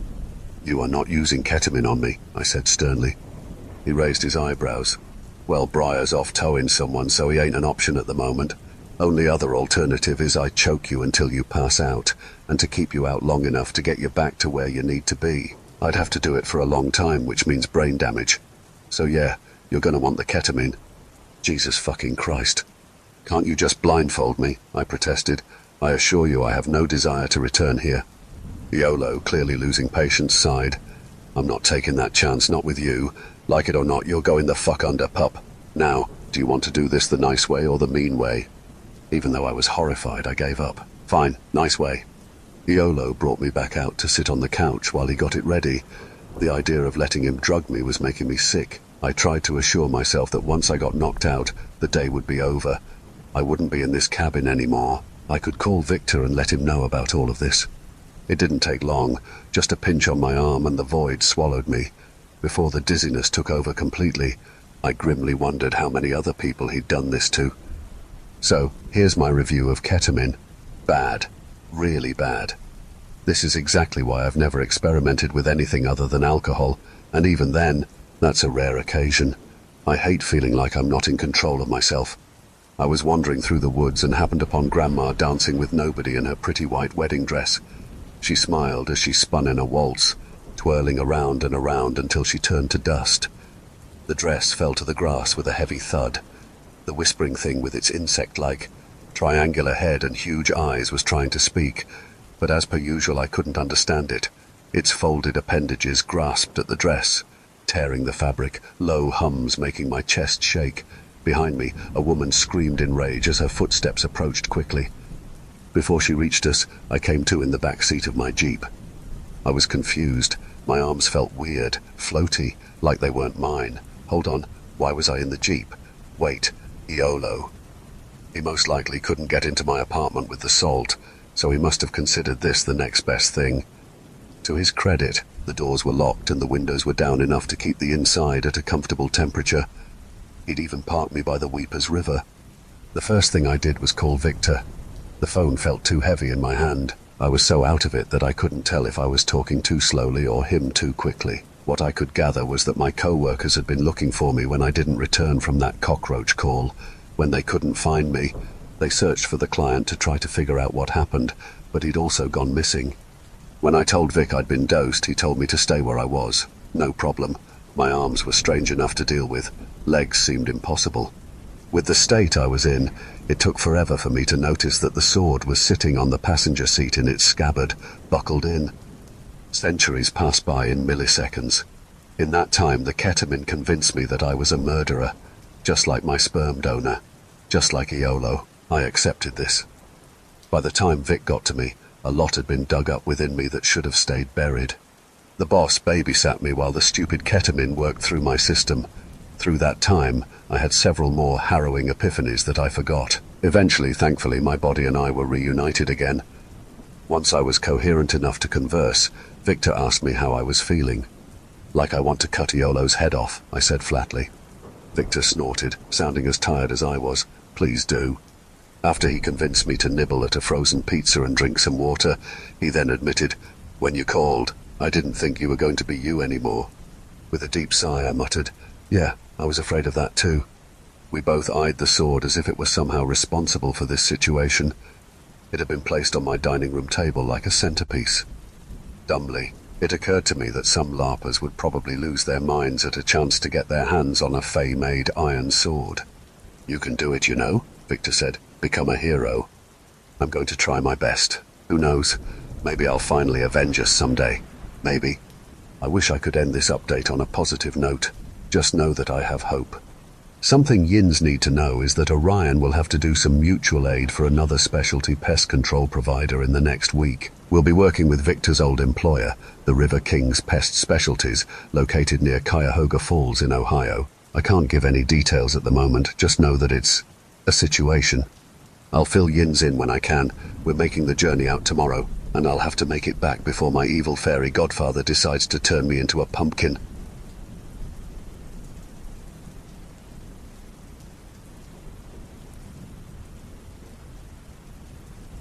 I've decided to name the sword.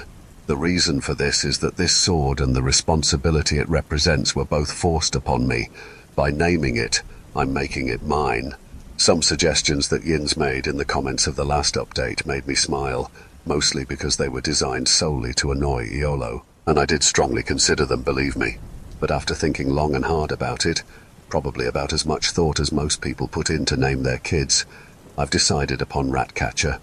It might sound strange, it's definitely not the most eloquent name for a sword, but it's a term that's been used to put down not just me, but Orion and our profession as a whole.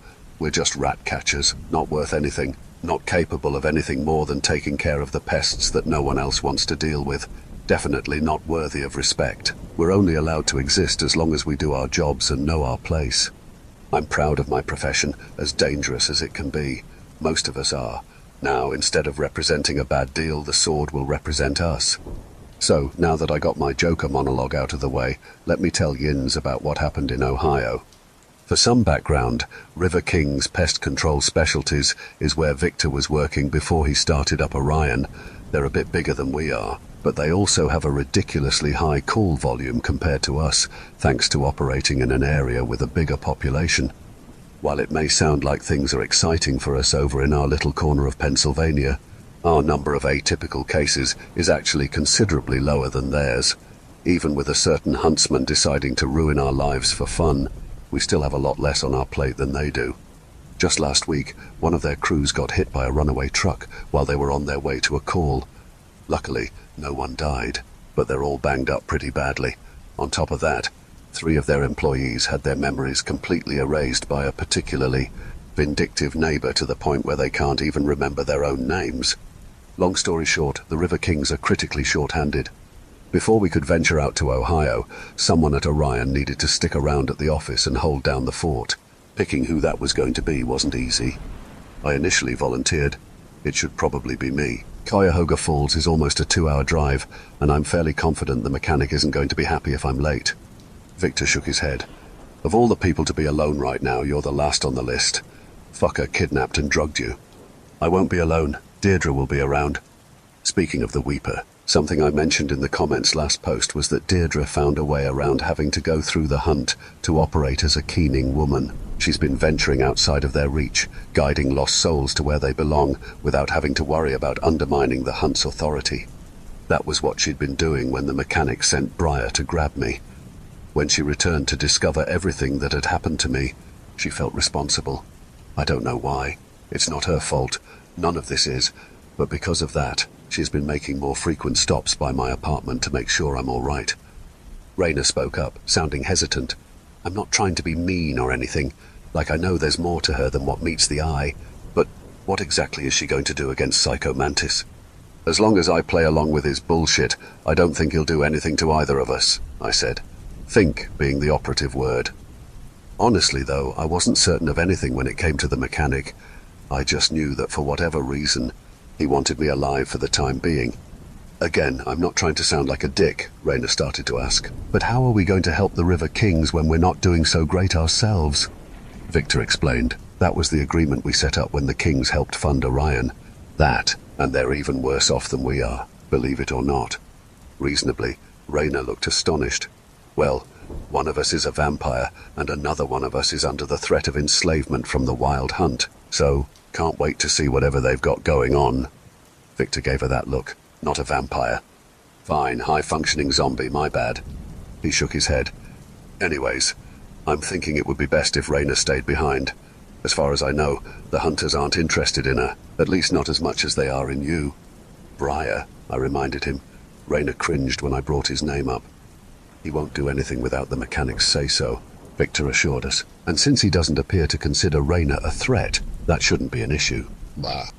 Nessa, you have a lot of nerve being worried about me when you're the one getting stalked by an evil redneck fairy, Raina joked. If I focus on other people's problems, then I don't have to focus on my own, I retorted playfully.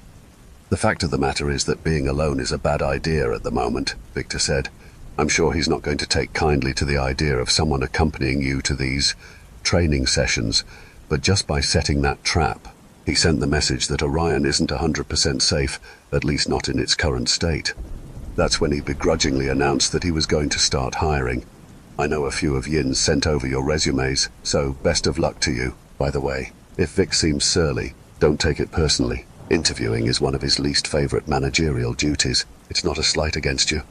It was decided that I'd drive separately to Cuyahoga Falls so that I could leave in time to be tortured trained by the mechanic. I muttered, looks like I've got a lot of running around to do tomorrow. By the way, speaking of Iolo, there's something I have to say to the horny jail inmates. I'm going to be a little crude here, but I just want to say that I know better than to let crazy stick its dick in me. In other words, I'm not having the mechanic's horrible little changeling babies. But we'll get into my first training session with the scumbag later. Back to the mutual aid. There were kids going missing around one of the more rural areas the River Kings operate in.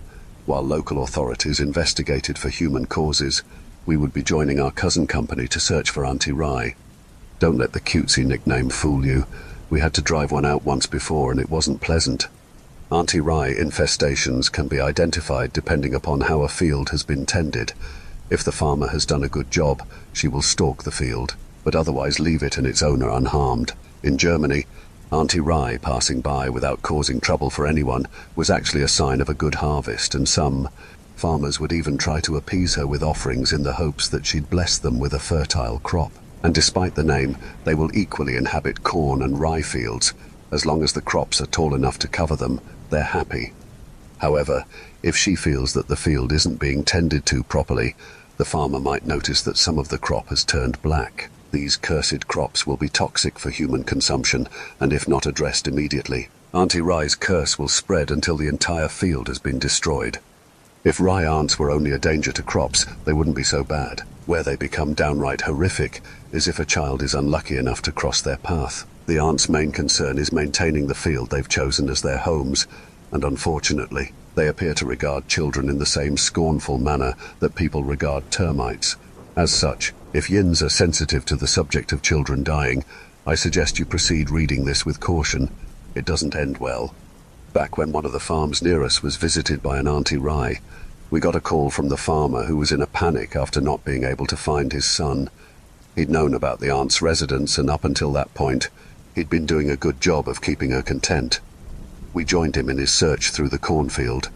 One of the Ry aunt's defining features is having black breasts that sag down to their knees. The reason for this anatomical oddity is believed to be due to the fact that their mammary glands produce tar instead of milk. Because of their length, the aunts have to throw them over their shoulders to chase their prey, which probably sounds comical, but I assure Yins that if you saw it in real life, you wouldn't be laughing. When we found Auntie Ry back then, she was cradling the farmer's son in her spindly arms, pressing him to her tar-filled breasts. Her bright nails dug into the back of his head, scorching his hair with their flaming tips. Her jaw hung down to her navel as she began to cackle, showing off her cracked teeth before throwing the boy to the ground, his limp body weighed down like a stone by the tar bloating his belly. Once again, that was one of those cases that didn't have a happy ending. Of course, fending off Auntie Ry is easier said than done. If the infestation gets too bad, the field has to be burnt down, which ended up being the case for the aunt we dealt with back then. But for farmers, those fields are their livelihoods. Most of the time, it's simpler to find a way to appease the Ry aunt and be diligent at keeping children out of the inhabited fields. When we first arrived at the field in Ohio, we weren't sure if this Auntie Ry was responsible for the missing kids. It was just an educated guess, leaving no stone unturned and whatnot.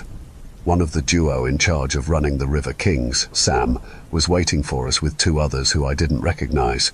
Of course, it had been a long time since I'd seen the Kings, so they might not have been all that new to the job. They didn't introduce themselves. They weren't rude, necessarily, just wanting to get the search on the way while it was still early in the day.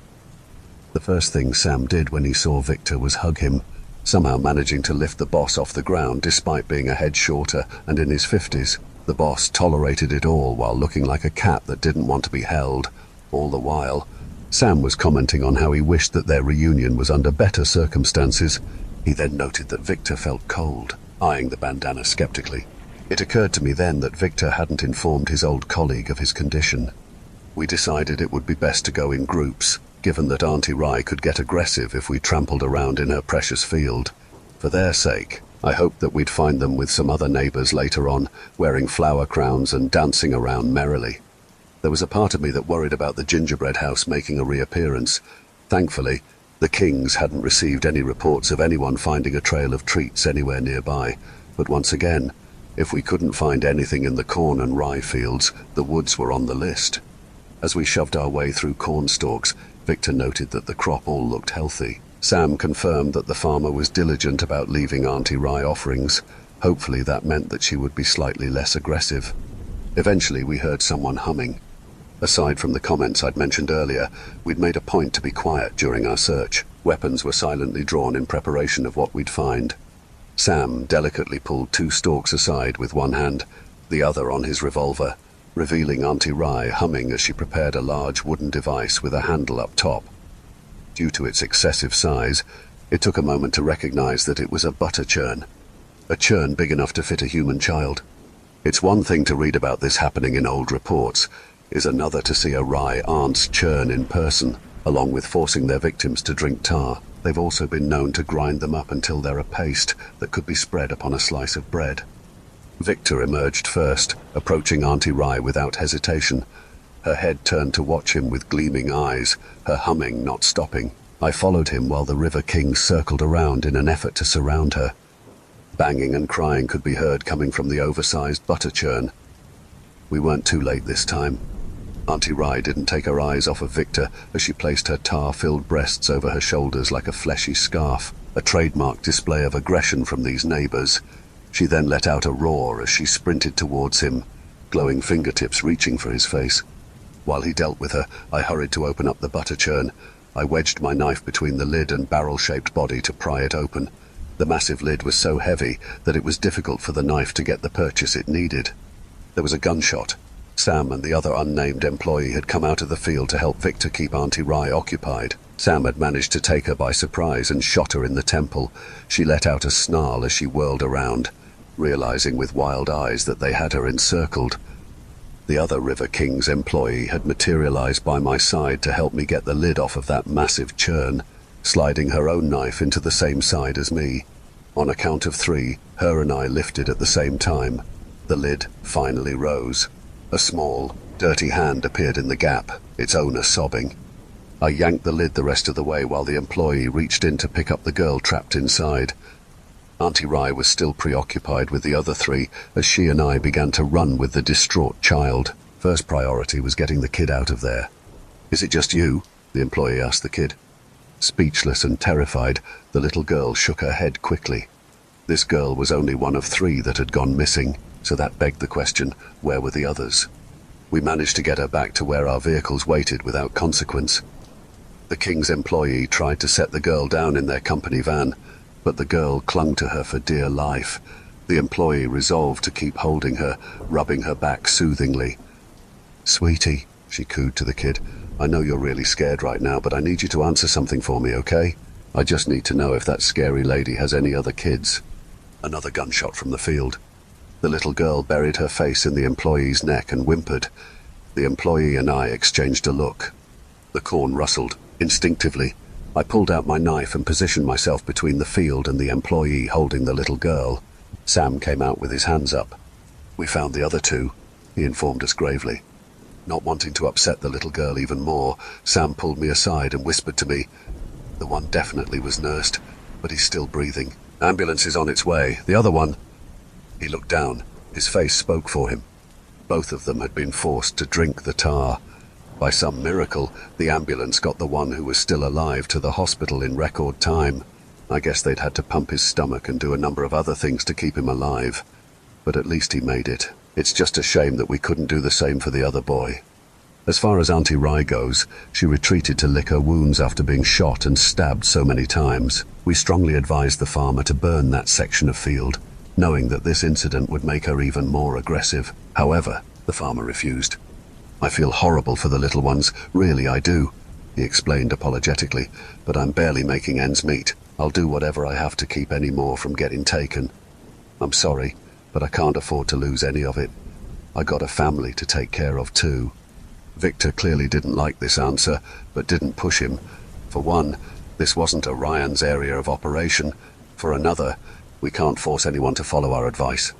Sam just let out a resigned sigh. "We'll be keeping a close eye on things too." I checked the time. Holy hell, how'd it get so late? Sunset was in 2 hours. I glanced at Victor. Before I could say anything, he told me, "Yeah, you better go, and good luck." The River Kings knew I'd have to leave early, but hadn't asked why. They had enough on their plates. On the way back to Pennsylvania, I was a mess of emotions, all of them negative. I was dreading this meeting with Iolo while still processing that we'd lost another little kid to Auntie Ry. Meanwhile, one survivor was horribly injured, the other scarred for life. When Victor had carried the small body out of the corn, he'd covered the kid's face with his jacket. All any of us could see of the poor thing were its dangling pale legs. I hope that the farmer keeps his promise. I hope no one else has to bury their own child. Regarding the farmer's decision, I understand that times are hard, especially for local farms. When it comes to the atypical, choices concerning them rarely are guilt or consequence-free. Damned if you do, damned if you don't. If any of Yins get that call from Victor, that may be something you'll have to learn the hard way. Speaking of bad choices, I was dreading having to deal with mine. Before heading off to Ohio, I had hidden the sword in the trunk under a blanket, worried that I'd forget it otherwise. Somehow, I managed to arrive right at dusk. I retrieved Ratcatcher before venturing into the woods, using my flashlight to navigate through the darkness. There was the orange glow of a fire up ahead as I approached the skull trees. I remember thinking that at least I'd have some light while we did this. The mechanic lounged in a folding chair, playing a song that sounded vaguely familiar. It wasn't one of his spells. As I puzzled over it, he looked up at me, clearly annoyed. Wow, that was a new record for me. I'd managed to irritate him without uttering a single word. "You sure took your sweet time," he commented. "I came here from Ohio," I explained, keeping my tone neutral. "I don't care. When I tell you to get here, you get here." "Well, we're off to a great start."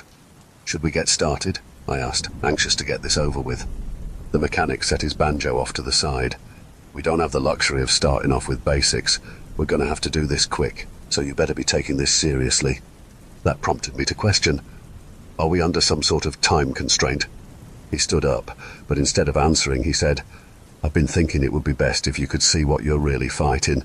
Besides, you ain't falling for this pretty boy act I got going on anyway. I'm choosing to take his avoidance as a yes, but what was the hurry? Was something coming? If it was, it had to be big. The mechanic held a hand out, something small between his thumb and forefinger. The flickering light of the fire revealed that it was a 4-leaf clover. Like hagstones, 4-leaf clovers can be used to lift the veil over the neighbors, allowing us to see the things they'd rather keep hidden. Unfortunately, they don't provide any additional protection against them, so it's best to use them with caution. If caught, any neighbor you take a peek at probably won't be too happy with you.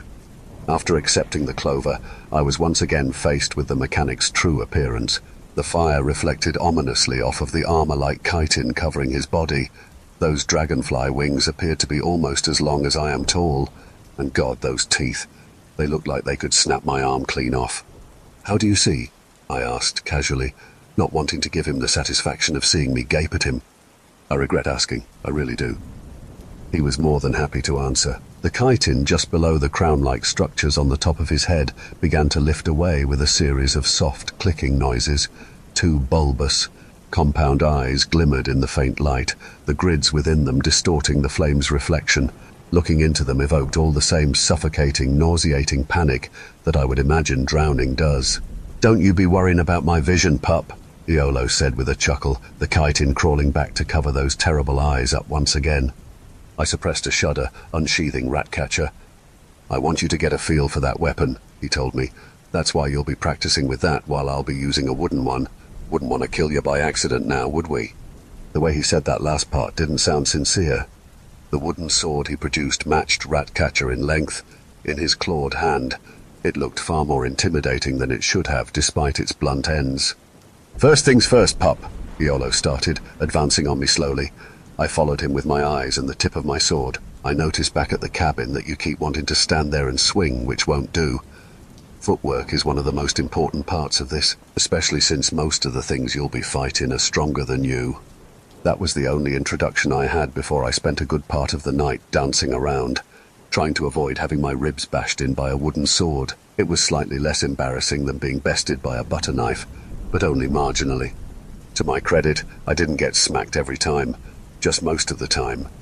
In turn, Iolo was moving much slower than usual. He was going easy on me. Well, easier anyway. He definitely wasn't hesitating to let me know the hard way when I was fucking up. You're letting me push you where I want you, he commented when I eventually found myself trapped between him and a gathering of skull trees. You're not supposed to be running from me. You should be trying to find an opening. You getting me?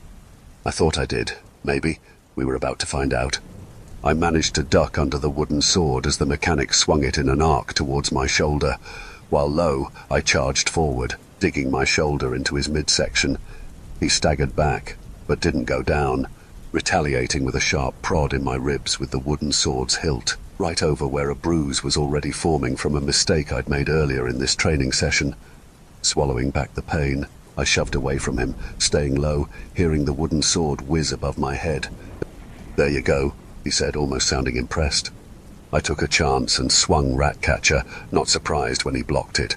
I leapt back with the sword back in front of me, trying to keep some distance between us without letting him hurt me again. Easier said than done when your opponent isn't human and is still a force to be reckoned with even while holding himself back. One thing that became clear is that I need to work on my stamina. Ordinarily, I don't tire easily thanks to my occupation, but I'm not used to long, drawn-out fights like this, not anymore. This went on for hours. My legs were shaking, my arms were sore, and I was beginning to accept that I was going to have more bruises than unmarked skin by the time Iolo announced that he was satisfied with my progress for the night. Of course, it wouldn't be an encounter with Iolo if we didn't have at least one heart attack-inducing conversation. I was seated in the grass, trying to catch my breath while quietly questioning whether or not I was permitted to leave. He was back in his chair, strumming on his banjo again. Watching those claws, I have to wonder how he manages to play without snapping the strings in two. With the nonchalance normally reserved for small talk about the weather, he asked, "So, your family seems to have a history of fucking around and finding out." Is it a genetic predisposition or some shit? I did a double take. Excuse me? That picture in your Jeep. It fell out when I pulled down the visor. Someone clearly had some objections to the bride and groom. I was suddenly glad that I'd had the foresight to hide my registration and everything else with my legal name in Rayner's safe after getting the vehicle. There wasn't a doubt in my mind that he'd looked for it. If I ever got pulled over, I'd just have to take whatever fines I got for needing to bring in the paperwork after the fact. I'm actually not sure about what the full story behind the picture is, I answered honestly. We found that a while back and thought it was strange. Bah. He shrugged. You got enough on your plate. Probably better that you don't know. The way he'd said that made my ears perk up, just as he'd known it would. I furrowed my brows at him. Do you know what did that? I might have a good idea about it, he replied, the smile in his voice making his tone infuriating, and I could very easily find out. With a sigh I muttered, I already know you won't tell me out of the kindness of your heart. Right you are, pup. He stopped playing briefly. I don't expect you to do this tonight, so consider this offer ongoing. Disarm me, and I'll give you the answers you're looking for. God damn it. Admittedly, when it came to figuring out what happened to my grandfather, I wasn't sure where to start. The only thing I knew was that his name had been taken, and him along with it, which wasn't much to go off of. Any neighbor could do that, including the one in front of me. Unfortunately, I also have to admit that the mechanic would be one of my best bets at finding out. His job was to track people down, after all. God fucking damn it. You ever get sick of trying to mess with me? I asked without thinking. He laughed, beginning to play another song. What can I say? Life gets boring when you get old, pup. Gotta get your kicks where you can. There was a part of me that was tempted to fling myself at him right then and there. Very tempted. I knew I was exhausted, and even if I wasn't, I knew I would still surely lose at the skill level I was at. But has that ever stopped me before? I stood up slowly, taking inventory, feeling every ache. This was a bad idea, but after being smacked around so much, I was hoping to get just one hit on him. Just one, and he wasn't concerned with me at the moment. Maybe I could catch him off guard. I told him that I was intending to head out soon. Technically, not a lie. He didn't acknowledge me, focused on his strumming. Slyly, I pretended to rub at a bruise while I placed my hand on Ratcatcher's hilt, measuring Iolo for any type of response. He kept playing, his head down. I drew Ratcatcher and stepped forward at the same time, drawing the blade in a swift arc. He must have known what I was up to the moment I stood up. In just a few fluid motions, he ducked under my blade and stopped me by wrapping one claw around my wrist, the other still holding his banjo by the neck. Am I really that predictable? Good Lord. I'd say that was a good try, but I can't lie to you. He taunted, letting the edge of one of those claws drag across my skin as he held my wrist. Those teeth looked even more gruesome up close. The fangs of a grizzly bear would have been more welcoming than the mechanic's grin. You know, if you were one of my hunters, you'd lose this hand for even trying it. The claw dug deeper into my skin to punctuate his point. I clenched my teeth as it burrowed in, a small stream of blood running down my arm. Luckily for you, I need you in one piece. His grip suddenly disappeared, and he returned to his seat, going back to playing his banjo as if nothing had happened. I left for real after that, internally kicking myself for that bad attempt on his life. It was impulsive and reckless, two things I didn't need to be. When I got back to my Jeep, I examined the mark his claw had left on me. For how much it stung, it wasn't too bad. Nothing some neosporin and a bandage wouldn't take care of. When I made it home, I discovered Deirdre was reading one of the books I keep telling myself I'll get around to someday. Annihilation. She looked up with a jolt. Instantly I felt bad for startling her. However, she was more concerned with me. I hadn't taken any shots to the face, thankfully. Iolo had been aiming primarily for my torso. I was black and blue all over, but otherwise it didn't feel like I had too severe of injuries. Regardless, I thought it best to check with the urgent care to make sure I didn't have any internal bleeding. This isn't training, Deirdre snapped with a frown. This is torture. Combat training normally is. I replied mildly, painfully pulling my shirt back into place. It'll get easier as I learn more. At least, that's how it worked when I was in the army. Don't get me wrong, I'm not defending Iolo, he's a scumbag, but I had many superiors back in the day that adopted the same approach to training as he did. They drop you right into it, and either you sink or you learn to swim. I might be able to help with the footwork part. Deidre offered unexpectedly. She held her arm out to me, thumb up, palm out to the side. Unsure, I set mine on top of hers, but she gently moved it so that my wrist rested against hers, our palms facing away from each other. She took short, quick steps, beginning to move in a circle. Still unsure, I followed suit, trying to match her as best as possible, but I suspected I looked like a bull trying to imitate a ballerina. "I know it's not exactly the same," she muttered, pausing briefly to switch arms in one graceful twirl, then began to circle in the opposite direction. I clumsily attempted to do the same. But from what I understand about the matter, sword fighting is about timing and rhythm. Dancing is no different. I didn't have the heart to tell her that in reality, combat isn't pretty. It's fast and ugly. That definitely was the case when it came to dealing with Iolo earlier that night, though I suppose if I had to grasp at straws, I could argue that it might help get my stamina closer to what it needs to be. Truthfully, I just wanted an excuse to keep the dance going. As tired as I was willing to fight the exhaustion if it meant I got to do something pleasant that night, even if I was not very good at it.